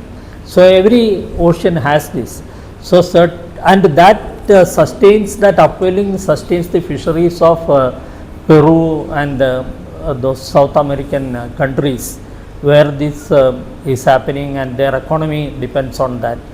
Certain time this wind slackens, that wind slackens, and then this upwelling is subsided, it becomes warmer. So, that eastern side of the Pacific becomes warmer, and Pacific is a large area. So, when that happens, the weather pattern changes. See, the I do not know how far there are 2 average circulation patterns over the world.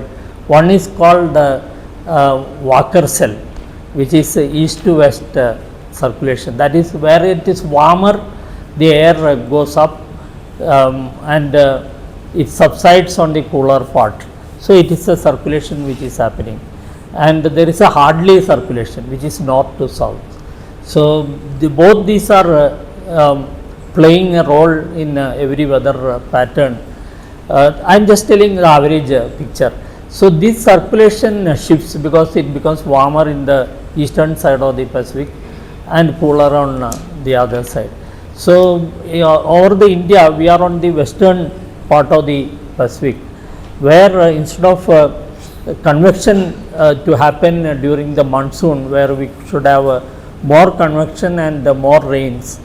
So, this will affect our monsoon, it will become a subsidence, it will subside the air from the atmosphere. So, on a general pattern, of course, it is not that simple as I am telling. So, when the El Nino happens, there are chances that our monsoon could fail, or we will have a below normal monsoon, and this time the prediction is that we are going to have a below normal monsoon. That is what India Meteorological Department has. So, that El Nino is now developing. Sometimes the El Nino will start developing, then it fizzles out. That also happens, but this time all the models, it shows that it will develop, and it is going to develop much stronger. So, that will change the weather patterns, not only over India, or entire globe it will change. That is why every country makes observations from the oceans, how the ocean temperature is changing. India also has In fact, Inquis is managing all these observing systems. So, by sitting in Hyderabad, we are managing the observations day to day. Now, what is the temperature in near Antarctica? All that is available at Inquis. So, so all that is being used in the models to make these predictions. So, El Nino is a phenomenon which is happening basically warming of the eastern Pacific, but it affects the entire world through the various different patterns. It will now create more wildfires in Australia and Indonesia. That region will get affected. Africa will have problems. So all these are these can happen because of the El Nino. The environmental aspects is the information flow that is happening in the various media. The first question is how do we educate the citizens? Dr. Saab has clearly and very effectively put forth the statistics and studies data on the dust milk, what is its environmental impact, and that is one thing. But this sort of information is getting confined to a few talks or a few media where they are not available widely unless that is reached. I think what are the talks or the policy that may be coming, it may remain at the policy level and doesn't come to the grassroots level. That is first point. How do we educate the citizenry, especially the younger generation? This is where the gap in the information flow is there. The thinking is there in the minds of the grey-haired gentleman. Grey-haired, I mean elderly, retired mostly. But this is not going into the youngsters, youth. How do we do this at the policy level?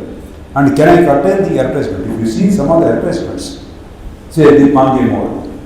Latest I am seeing some jewelry advertisement. I have occasions in which the various functions where the jewelry can be distributed. No doubt I don't deny pleasing the family members. But are we not indirectly or directly educating for more consumption? This is one aspect where is some thinking going on at the policy level and how we cross the barriers. And another thing is one of the Gandhian principles which I believe is the Gramin Swaraj, where we wanted the production to happen maybe at a village level, but I extend that thinking to a more block level or a taluk or a district level. I don't need a factory producing a million biscuits an hour or a million biscuits in a year, a day. What I need is a consumption which is suited to the local population, which is produced locally and consumed. Though that the money gets circulated locally, the economic development takes place or the economic self-development takes place. This is not happening. Is something thinking going on at the higher economy, where secondly or the government. This is another question, sir. And last I will tell you one example. I came to Hyderabad in the 80s. When the milk was supplied in the bottles which are the same model and same size. Now I see milk in different quantities are circulated or distributed in sachets, plastic. It is indirectly going to the environment. Can we think of curtailing this as a consumption? Now you see the other products also, shampoos, tea even. The brand name Tars has come in now sachets. It is a multi-layered sachet. Definitely plastic is a component there. We are increasing. How do we curtail these things? These are my doubts, sir. Thank you very much. Yeah, I think our mindset has to change. As Prime Minister also has told, we had to come out of this Macaulay mindset.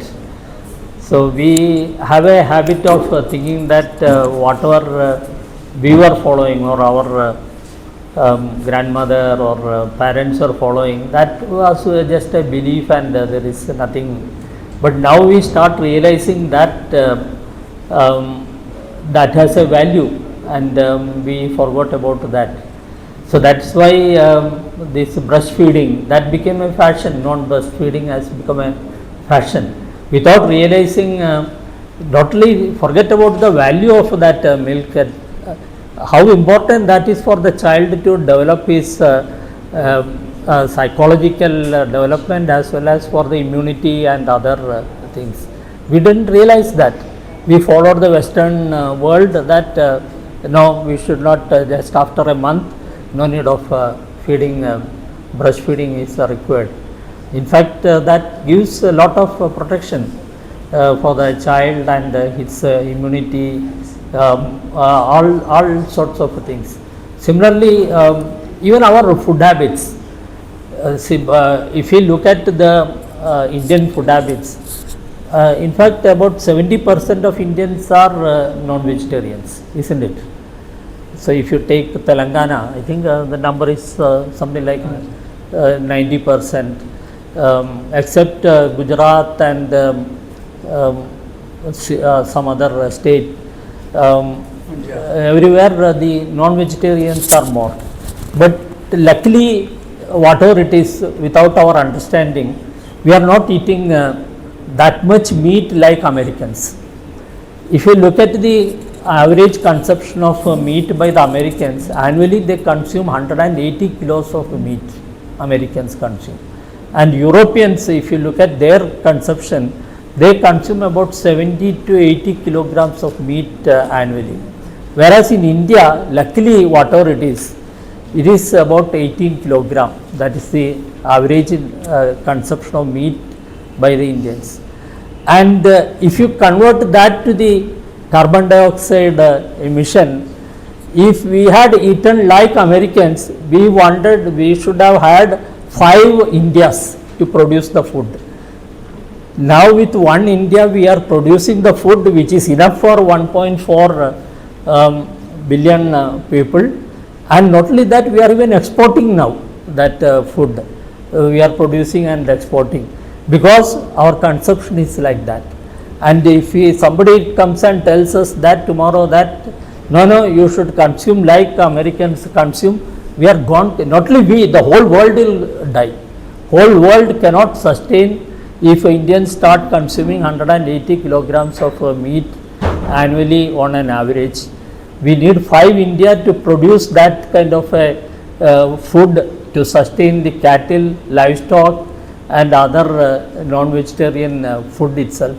So luckily we are not doing that. So actually we are supporting the climate change in a big way than any of the other countries which are just talking to us, giving some catchy words. So I think we have to come out of this and think about our consumption levels, how we can stand up ourselves and show that path to the world. That's what our PM also says. We should be the Vishwa Gurus. We have that ability. Only we should now, like that story of a lion who lost in that among the goats or the lambs, and he also started behaving like that. I think we have to come out of that behavior, and we should realize that we are lions actually, and we should achieve that. Then only I think we can do much better, and we can also show that to the world itself. Thank you for that. Please go ahead. So thank you for a thought-provoking talk. On the last question you have mentioned about sustainable consumption, the kind of advertising strategies we use today are really worrisome or frightening actually. So they manipulate the consumer. So certainly the sustainable consumption is a big issue today. My actual question is, what nature has decided human life on this planet? Actually, but the nature has decided, and going without interventions. If we continue the same way, what is its life going to be? If somebody has estimated, please share the information. Yeah, I don't know the answer to your question, how much the life can... No, what nature decided, it's a transitory system from billions of years, the whole earth is. For life to exist, let's consider the human life to exist, the nature must have decided some period. Yeah, definitely nature must have decided the period. See, now we say that For human life, because yeah. for dinosaurs, it was over. So for human beings, what the nature decided the time to be, and with our interventions, with all you have mentioned about, we are spoiling the system. And how much is the life going to be? How many hundreds of years? So it can survive. Yep. In this scenario, with the original scenario, without spoiling, how much it would have been? Yeah, definitely. How much is it If we likely to spoil, I don't think the human race can sustain more than another 1,000 years or so, because at the way now it is 0.4 degrees per decade warming is happening. So And by that time the petrol will be over, coal will Yes. be over. So again the old days will come, sir. Bullock cart will come. Okay, we'll go by walk, and the people will go by walk. So the generation will be yeah, there. possible. Yes, generation will be there, but Yes. entire fuel will be over. So the people will be there and. No, but and then but run even the if whole see of once the the carbon dioxide is put in the atmosphere, it takes hundreds of years to even reduce that. So the carbon dioxide will remain in the atmosphere even if you stop. Today you stop all the use of petrol or coal. Even then also it is not going to change. It will take hundreds of, I think 300 or 400 years to reverse that cycle. So it is going to take long time. So if you can survive in that adverse condition that long, of course it See, will. our Sanatana Pralayam will Yes. come and everything will go and again will come back. Yeah, no, that is That is the only solution. yeah, that is our see our as per Indian concept, time is not linear for us. Time is circular. Everything has a cycle and it will repeat itself. So so all this concept of pralayam or recreation, all that comes from that concept actually. So what are the 5 measures we can take in individual houses or the independent persons? Okay, this is the different persons. And you can say that the car industry we cannot stop, scooter industries we cannot stop, and anyway jungle, that is the city jungles are coming. So many houses are coming, apartments, one apartment, the people used to stay only for 5 or 6 houses. Now 150 people are staying in the same complex. So this we cannot, that is come down. It cannot come down now. So all these are growing. So we are thinking that these are the developments. So where is the solution? That is meanwhile we are not able to get the solution because we are able to hear this type of lectures many. And but nobody is giving the solution. So this is a measure. Suppose in this hall, so many ACs are running. Can you stop the ACs? That is, we have to take the decision.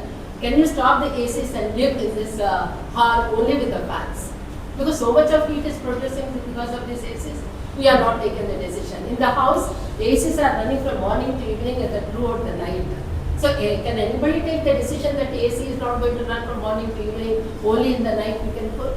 So you can see so much of the hot air is just coming out of the apartments. So Yeah, see the so issue. please can you tell me Yeah, some issue of where we solutions. can, Yeah, follow it? solutions. We are expecting externally the solutions will come to us. So we are not thinking that what I can do myself. So we have to do, sir. Yeah, So solutions the cannot come from outside. yes. So we have to do ourselves. So Yes. if I reduce the consumption of water and electricity at my house, I can tell that does it change? It is not going to even reflect anywhere in the consumption of this. But if I do, and then he also follows, and he also follows, like that people follow, then it will make a change. So the consumption when you tell, see for example, I am always odd man in my house because I always oppose switching on ACs. I say that it should be minimal. AC is there, but for my son, as soon as he comes back home, the AC should run and this. So so that difference is because my character is different from his character, and we have to teach that. Now at least I am telling my grandchildren that we should not use more water more electricity, and they always complain that I have the habit of switching off lights everywhere. it's a bad habit. There is a saying, where there is a will, there is a way. First, referring it to about preventative wastage.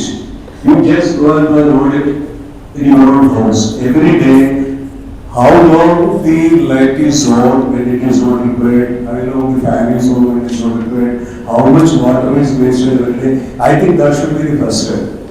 Avoid wastage. The second thing I would like to add, sir, the biggest contribution So our... the thing is, sir, here all of us almost 60 ago, all the children are grown up and they went outside. Yeah. So for us, we know that how to save the energy. But the people, they should know of 40 or 50 years of age, those are having children inside the house. So nobody is Give me an example. For example, if a light is on, it is not required. If I go and switch it off, when my daughter watches it 20 times, 21st time she will go and switch it off. That is one thing. Second thing, the biggest contribution I think your ancestors have done to this age, coining the term Bhumi Mata or Mother Earth, equating the earth with our mother and Bhumi Sutta ecology. Now, as per our scriptures, Bhumi is the provider, sustainer, and everything for us. So you treat her like our mother. Treat Bhumi, nothing will happen. Then this is just for the information. I don't know, there are many organizations working on this field. Even the armed forces have done ecological task force, and ecological task force, they are involved in, they are deployed in sensitive areas, and they have done lots of deforestation, water preservation, waste handling, provision of alternative source of energy. And armed forces take it very deeply, and the main job has been in Missouri, in the Aravalli Hills, and they are the sensitive area. It is only for the information. I don't think many of you are aware of this. We had a very lively discussion about the. Yeah, please. And also, but my concern here is the madam, whatever she has been speaking. Really, I am concerned whatever opinion she has been expressing then onwards. I think many people are having the same kind of opinion. And I mean, our opinion is now. Thing is, Western economy, as per the Adam Smith, economist of the Western economies, so founder of the economics, that desire is the root cause for the economics. I mean, that is what he stated, right? He said. So means. What is that? We have to create the market, we have to create the design, okay? I mean, as per your thought, certainly, sir, I mean, we have to be restrained, we have to be content, we should have the contentment already. But thing is, can we follow these kind of things at this juncture if we follow? The reason is, sir, Western economy is surviving based on they are surviving based on creation of the new markets. I mean, somehow they have to get the profit. Profit is their intention, ultimate intention. They don't have any interest in people or environment. They destruct everything for the sake of their profit.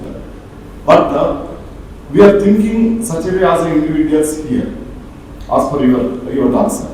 But thing is, can we survive isolatedly? Because entire the whole world is passing through that. Even we want to be number one GDP country, or number two or number three, whatever we have been aiming to be. That means we have to consume more. Whenever we have been consuming more, naturally we are distracting more. So how to, cope up with this kind of situation? Number one, this one thing, sir. And another thing is. In up to 11th century, 12th century, India was doing well trade. But unfortunately, we have been speaking about the ideals, values, so we lost to the foreigners. Can we be facing the same kind of situation? So without facing such kind of situation once again, how to implement the value system, moral, whatever you have been speaking, how to implement that without losing in future value. That is the conservation, sir. Thank you. No, see, I'll just give in a short example. Unless we look at the history, let me give you an example that, see, for example, in our villages, how many years the farming was going on? It was going on for hundreds of years, or even more than that, thousands of years the farming was going on, right? And farmers were there, they were producing the food there. But the new thinking came that we had to use fertilizer and increase the production, otherwise you will fall apart. But now just the fertilizer usage came how many years? 20 years, 30 years, and the farming land became fallow land. We converted that in fallow land, right? So we had to think whether we want to keep a long-term goal and work towards that through the individual's character building, or we want to run for the short-term gains. Yes, these are all short-term gains. This what we say that consumption has to be increased. If we consume everything, then tomorrow what our children will do? From where they will consume? So if we think about that, then we should have the sustainable consumption, so that I will consume whatever is required for me, not more than that, and leave the rest for the others to consume. And that was the pattern in our society. See, if we are not consuming and we are not producing, how we contributed 32% of the GDP that time? And with all our consumption, now what we are consuming, what we are contributing? We are contributing less than 3% now. So are we on the right track? So that's where we think that whether we are on the right track, and whether we should look back and correct ourselves. So with your permission, can I just ask one simple question, and also thanks for such a wonderful talk. I think one thing which we are missing is what has been spoken right now in the world over is circular economy, which was definitely there in our traditional value systems itself. Yes. Whether we look at anything, it used to be a complete circular economy. I think we need to move ahead. Yes, we need to develop, but at the same time we need to ensure that it is circular economy. Yes. Second thing is, today if you look at, and since I was CEO of National Foundation, I used to run the e-waste awareness programs. Today if we take 1 billion mobile phones in India, we are proud of it, and assume every mobile phone will have at least one charger with a fault rate of 30%, and the weight of a charger being 100 grams, we are talking about 30,000 tons of e-waste. And I'm only talking about chargers, I'm not talking about the mobile phones or the laptops, etc. Today, e-waste is also becoming a huge problem. Yes. If you look at plastics, oceans are being suffocated. Yes. Right? All these things are there, and for this, unless until we move back to circular economies that were there earlier, which supported the economic growth as well as the employees. I think that's my humble submission, sir. Yeah, exactly. Because even at least I have seen the newspaper was used to make these wrappers for the carry bags or this. Then it was replaced by the plastic, and we realized the problem of plastic. Now we are telling that we have to go back, which people are resisting because it has a different this. There's use and throw things have come out. Yes. We are not repairing them. Yes. We are just throwing it out. So We have to that's how reuse. things are getting done. We have to have reuse, we Yeah, need to have That's the refurbished and then we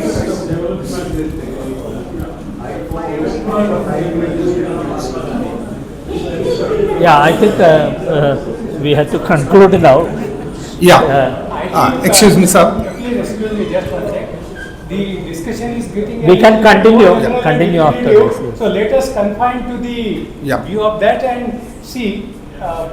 You will get maybe you can also have direct access to the speaker later on your personal, because we are running one thing out of time and the questions are drifting from focus. It's a general observations. So let them pertain to the current point of emphasis in the mind. That's why. And please wait your time. Please let him respond. You please talk. But that is also arguably. Yeah. Good evening, everybody. Myself, Professor Masood Ahmed.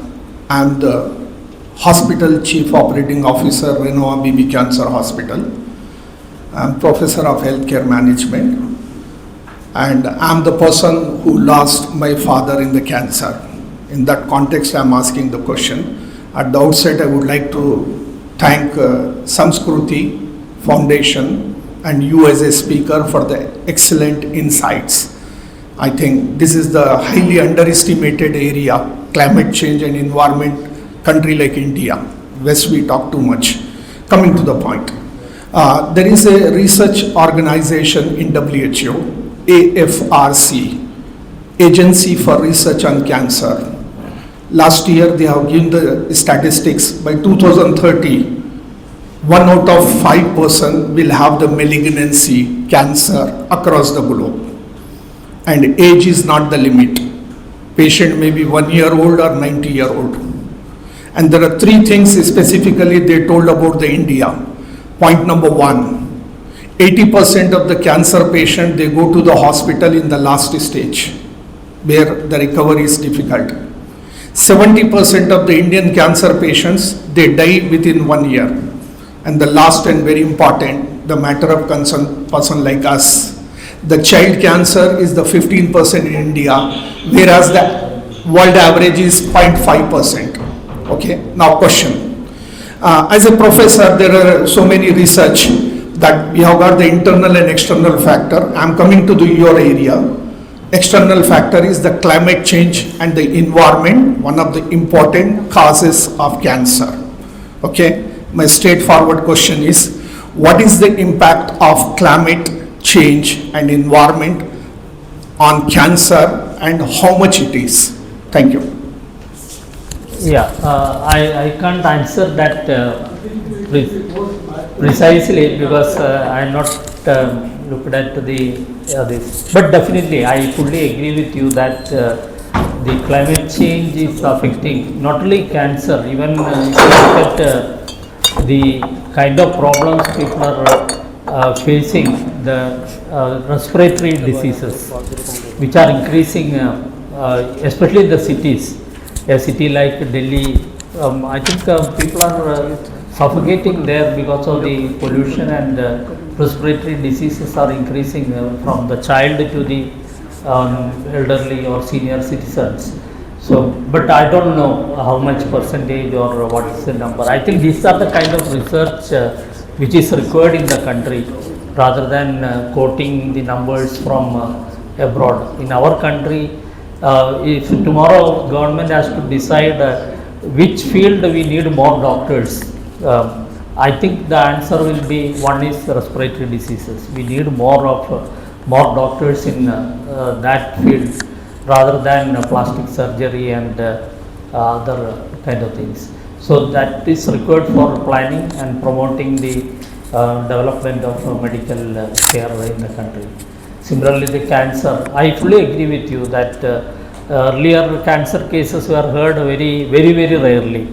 Now, almost every month we are getting the news that someone known to you or someone related to you is affected by some sort of cancer, maybe first stage, second stage, third stage. As the doctor says, people become aware only at the fourth stage. So all these are happening. So definitely the climate change has, but I don't know exactly what's the answer for that. Definitely increases the incidence. Yes. And the economic footprint, like what was mentioned in the case of breastfeeding. I think can be, maybe the doctor himself. Yes, yeah. This is a socio-medical research which has to be taken up to find out the answers for that. Pollution, yes. Yeah, so to sum up, the issue is the climate change is real and it is there. It is affecting all of us, And the question is how to come out of this or how to escape from the climate change. Of course, there is no easy way out, and there is no short-term solution. Solutions are long-term, and the society has to change themselves to contain this issue. Unless we adopt it as our character and promote our children, promote our generations to make that as the character, the sustainable consumption, saving the water, electricity and other resources, because resources are not indefinite, they are finite. So those finite resources has to be used more wisely and more diligently and just for use. As Mahatma Gandhi told, there is enough in this world to meet the needs of the people, not the greed. So the problem is the greed, that is what we are trying to meet, and we are coming out with all sorts of excuses because our greed is not getting satisfied. So that greed part, if we leave and we concentrate on the need part, I think we will make a difference. So that is what. That greed is more promoted by the Western philosophies, Western thinking, and the need part is promoted by our philosophies. So that's why we have to look back at the Indian philosophy, which doesn't prohibit you from using anything, which doesn't prohibit you from eating any food you want to eat. You want to eat meat, you eat, there is no problem. But to meet your need, but not to satisfy your greed. That should be our aim. Thank you very much.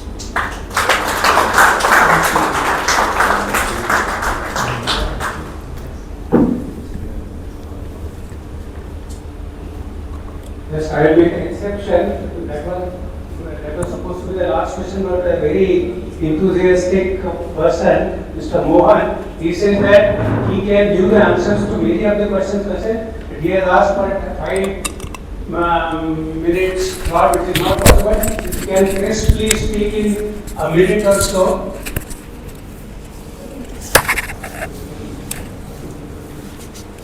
Mr. Mohan? Thank you, sir. My minute is over. Because we are running out of time, that's the problem. Otherwise, It's not my problem, it is what problem? India constitutes 2.4% of the entire group size. We are talking about the problems concerning the whole of the globe. And people are asking what to do. It is an issue pertaining to international law. Then you should be able to crisply speak in 2 minutes. Huh? No, that will that. You can't be without restrictions. Okay. Maybe at some later time. Intellectual discussion. It is not a what you call elocution competition or publicity and all. Nothing. It's a knowledgeable issue. We are all 60 above 64. I have a master's in international law. My thesis is on the subject exactly. Please go ahead. Please speak. I am coming there. Please come.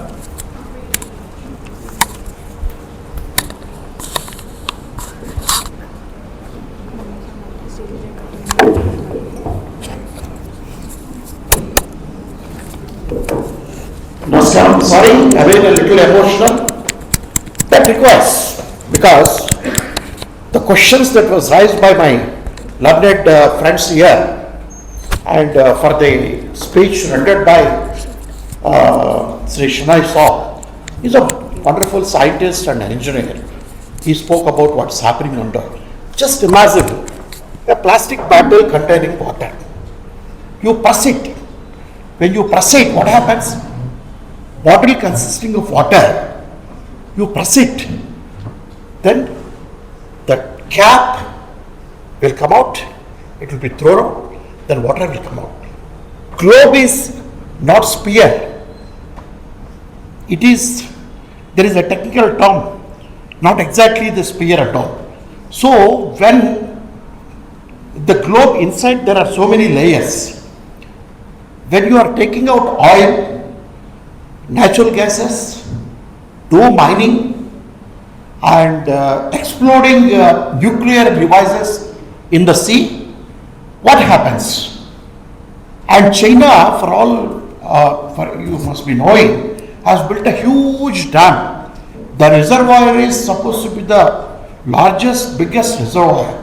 As a result of which, the circulation, what you call the movements, earth movements, rotation of the earth has slowed down. It's a very serious problem. Our neighbor, suppose we are here, our neighbor keeps a bomb. He says, it's my wish, it's my house. Can we do it? So these are all the issues concerning international law. There is a sea tribunal is there, and apart from that there are international laws are available. But what we can do is, this is where we should pester the government. These are all the problems government has to face. Policy making and all, policy making itself is of no use. By the time policy is made, everything is over by then. No. People like Chaudhary Garu who are very well connected, they should bring, already government is aware of it and thinks what is happening in the country. In the Nallamalla forest, illegal mining is going on and copper is being extracted, nobody is touching that. And Telangana, everywhere blasting is happening because of, and even the mountains we have, aerodynamic in nature actually, entire earth globe, they are all destroyed, brought to the ground, as a result of which even the rotation of the earth size will also come down one day. These are all happening in our own eyes. What we can do is, within this sphere, law has to be made. Already law is there. Criminal laws are there, environmental laws are there. Those who are concerned about the problems, this kind of environmental problems, they are within the sphere of this government. You have to report to NGT, National Green Tribunal. They are entitled to take it up. And when it comes to international issue, we have to go to only Prime Minister as a team, not one person and no person. It's not that recently Prime Minister also was here 10 days back. Everybody met him, all politicians taking out photos on the law. It's not that. Every time he comes, he also wants to meet some intellectuals. A forum like Samskruti Foundation on top, a cream of people make a presentation to the government effectively, then it solves the problem. Because Prime Minister, we have the best Prime Minister, he is capable of bringing the change in the world order. Now he is the only person. United Nations failed, Geneva Convention failed. Everywhere we fail. International customs don't know. They don't bother about these kind of things. Arabia is, how much water, oil is being taken out every day. Does it not affect the globe? It will affect the globe. It will affect the earth. So all these things are happening outside the country. Within the country, what we can do? We have to approach Green Tribunal. Outside the country, we have to go to the government. These are the only two options. Thank you.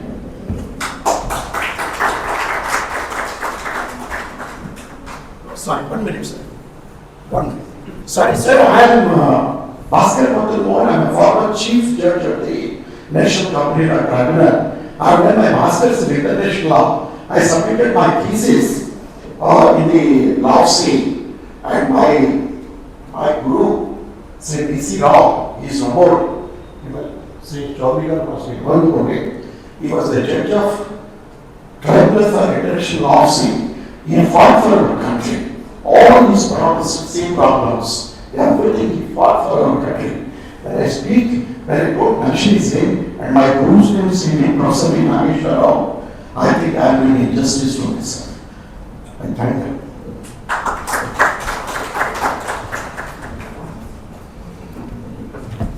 I now request Professor Chaudhary Garu to conclude the event.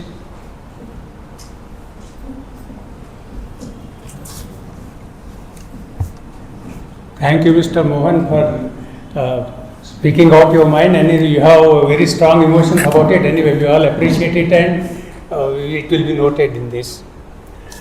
Now, coming to the conclusion of the program, Dr. Shenoi, he has kind of given a bird's eye view of the problem of global warming, starting with the background. He summed up what has led to this problem up to today in the last over 300 years of industrialization and scientific discoveries are basic cause of the problem that we are facing today, that is this global warming or climate change, which didn't happen up to that point even though the civilizations were developing. So there is a distinction. He has brought out that change, and then finally when mankind realized that this needs to be changed, their action remained only confined to talks, this conference after the other, and resolutions which were not really converted into action, and therefore the problem went on getting aggravated. And therefore, so that he has finally come to question the very basic things, that it is the philosophical approach or the total mindset of the Western world, which was based on the Newtonian and Descartesian view of life, that the earth or the whole world is a machine, and therefore you can in given time you will learn it and condition it the way you want it and you will conquer it. Whereas then he came to the point that since it is that cannot solve the problem, it has been proved by the several tipping points that we have faced up to now, beyond doubt that approach is not going to correct this problem. If you want to solve that problem, you necessarily have to come to the Eastern philosophies, and particularly the Indian philosophy, which says that it is not consumption which leads to growth, but it is the control of the human mind which will stop this, and that is what was happening there too. We have stopped following that. We have to again reinvent that and again start following that, our old principles, and probably spread it world over. Now again here, this is where I come to a point that I made in the beginning.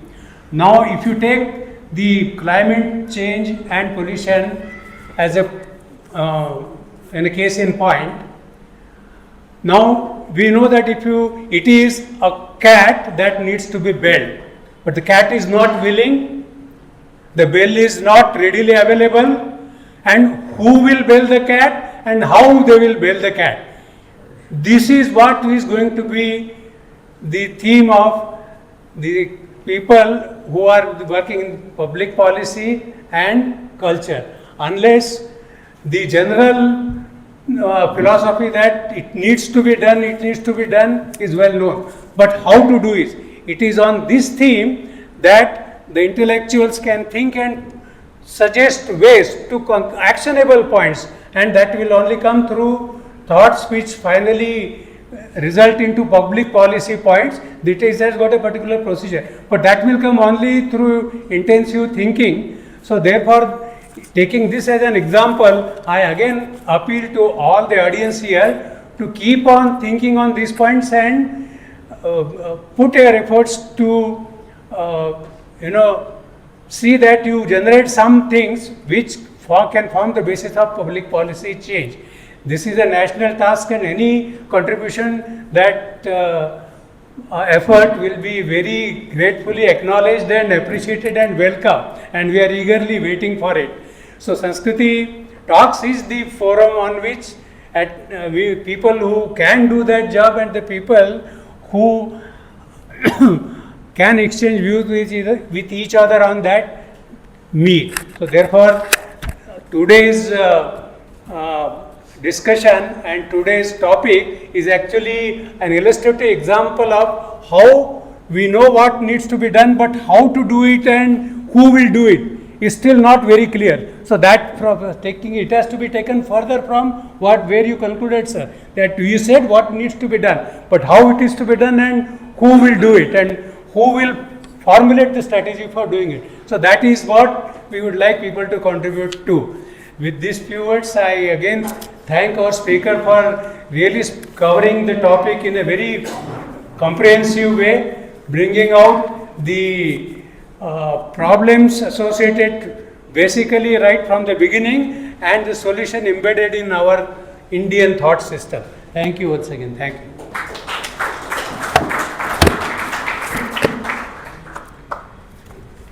I now request Dr. Chaudhary ji to present a memento to our speaker, Dr. Shenoi.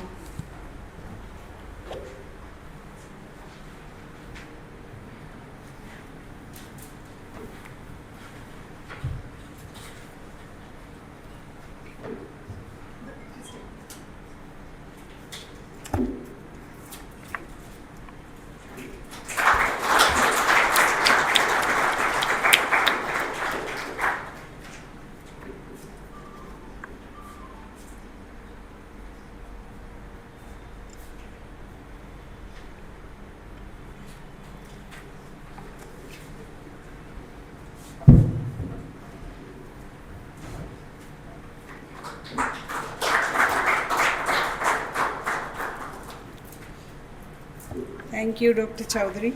I now request Mr. Debashish to come to the dais and give a list of instructions and introduce some of our attendees.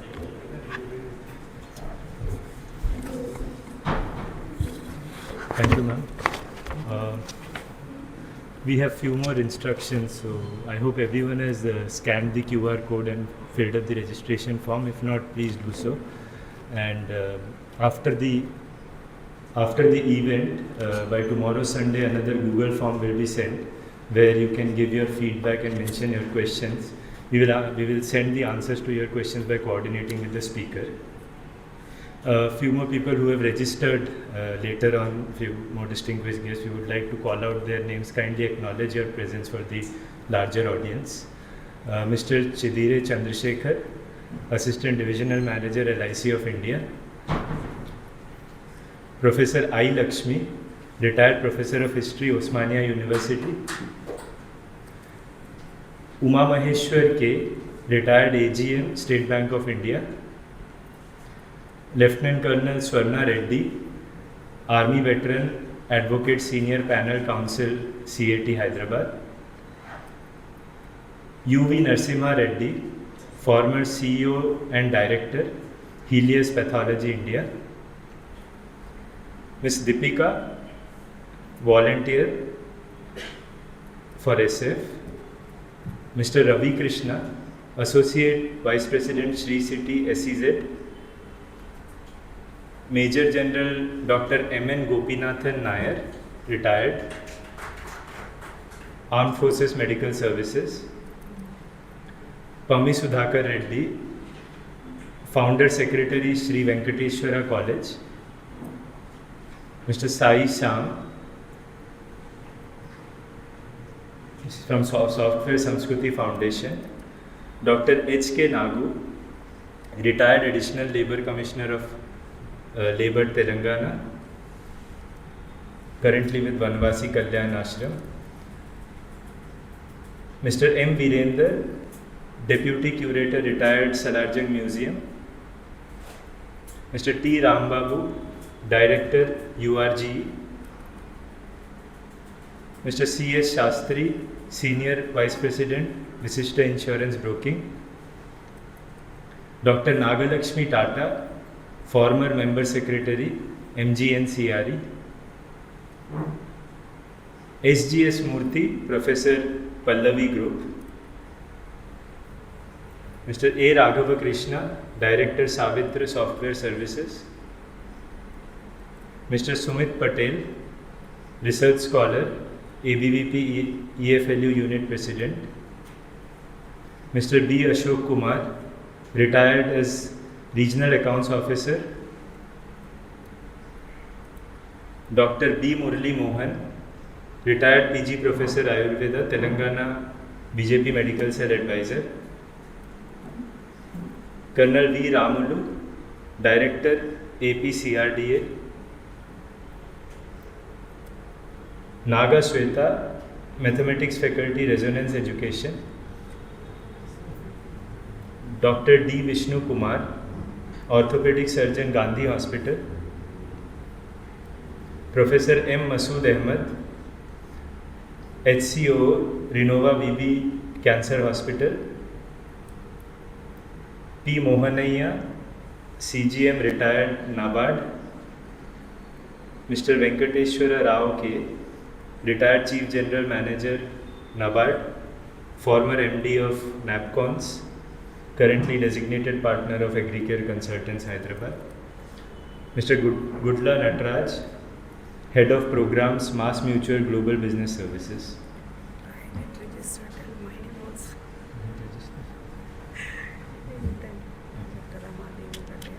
And Dr. Ramadevi Patel.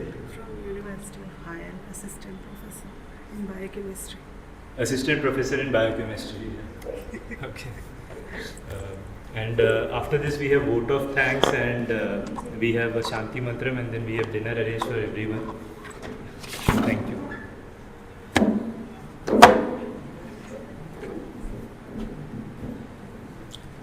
I now request Sri Vishnu Datta Rayaji to give a vote of thanks.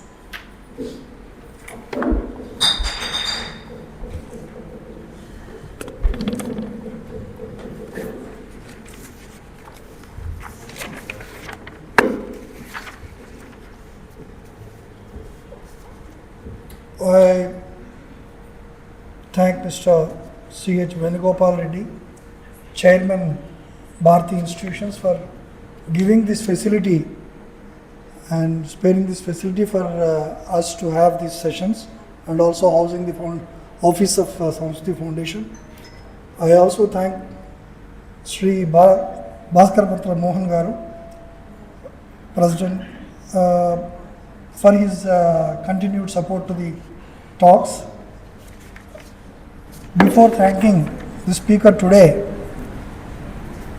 I just want to make some comments on the talk and the question and answer session.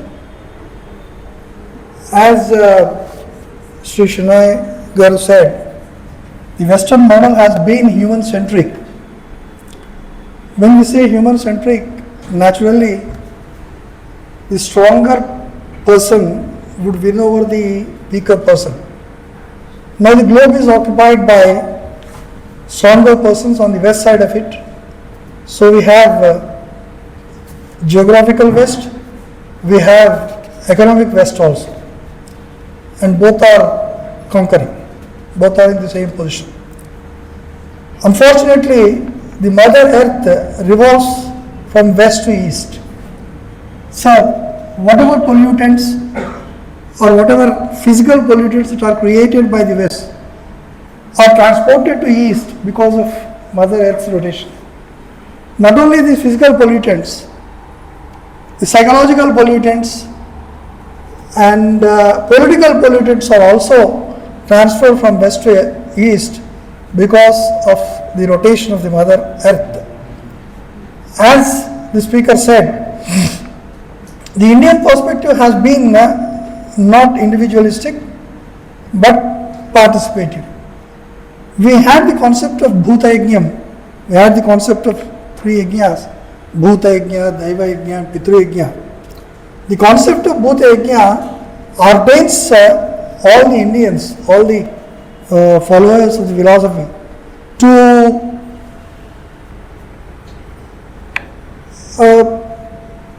conserve and help the other species to coexist. Whereas the Western human-centric or personal-centric model creates the awareness on environment because of their compulsion for survival. And ours is not a compulsive mode of education. We are ordained to perform Bhuta Yajna, and so the Bhuta Yajna takes care of all the duties that the humans have towards the environment, and that's why now the West is, as the esteemed speaker has said, now the West is looking up to the East for leadership in conservation of the environment. As one of the participants has questioned, about the timelines or time frame that the human race will survive in consuming the ecological resources. And another participant has also talked about the consumption pattern of human consumption pattern also. Sir, as per ecology, the ecological efficiency of food flow from one tier to another tier, that is from producers to primary consumers and secondary consumers, is around 10%, and human physiology and human anatomy is built for being vegetarians, not for consuming non-vegetarian food. And India also leads in that aspect. And with these observations, I also thank the esteemed speaker, Dr. Sadananda Satish Chandra Shenoi ji, and also Dr. U.M. Chaudhary, who has conducted the proceedings of this evening. I also thank Dr. Patil ji for comparing the program so wonderfully. I once again thank one and all for participating here, and with an invitation to partake with dinner and have further discussions with the speaker or mutual. Thank you.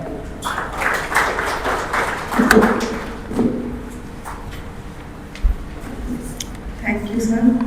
Please stay back for the group photo after the Shanti Mantram. Shanti Mantram by Tatapalli Srinivas Garu. Please join. ॐ सर्वे भवन्तु सुखिनः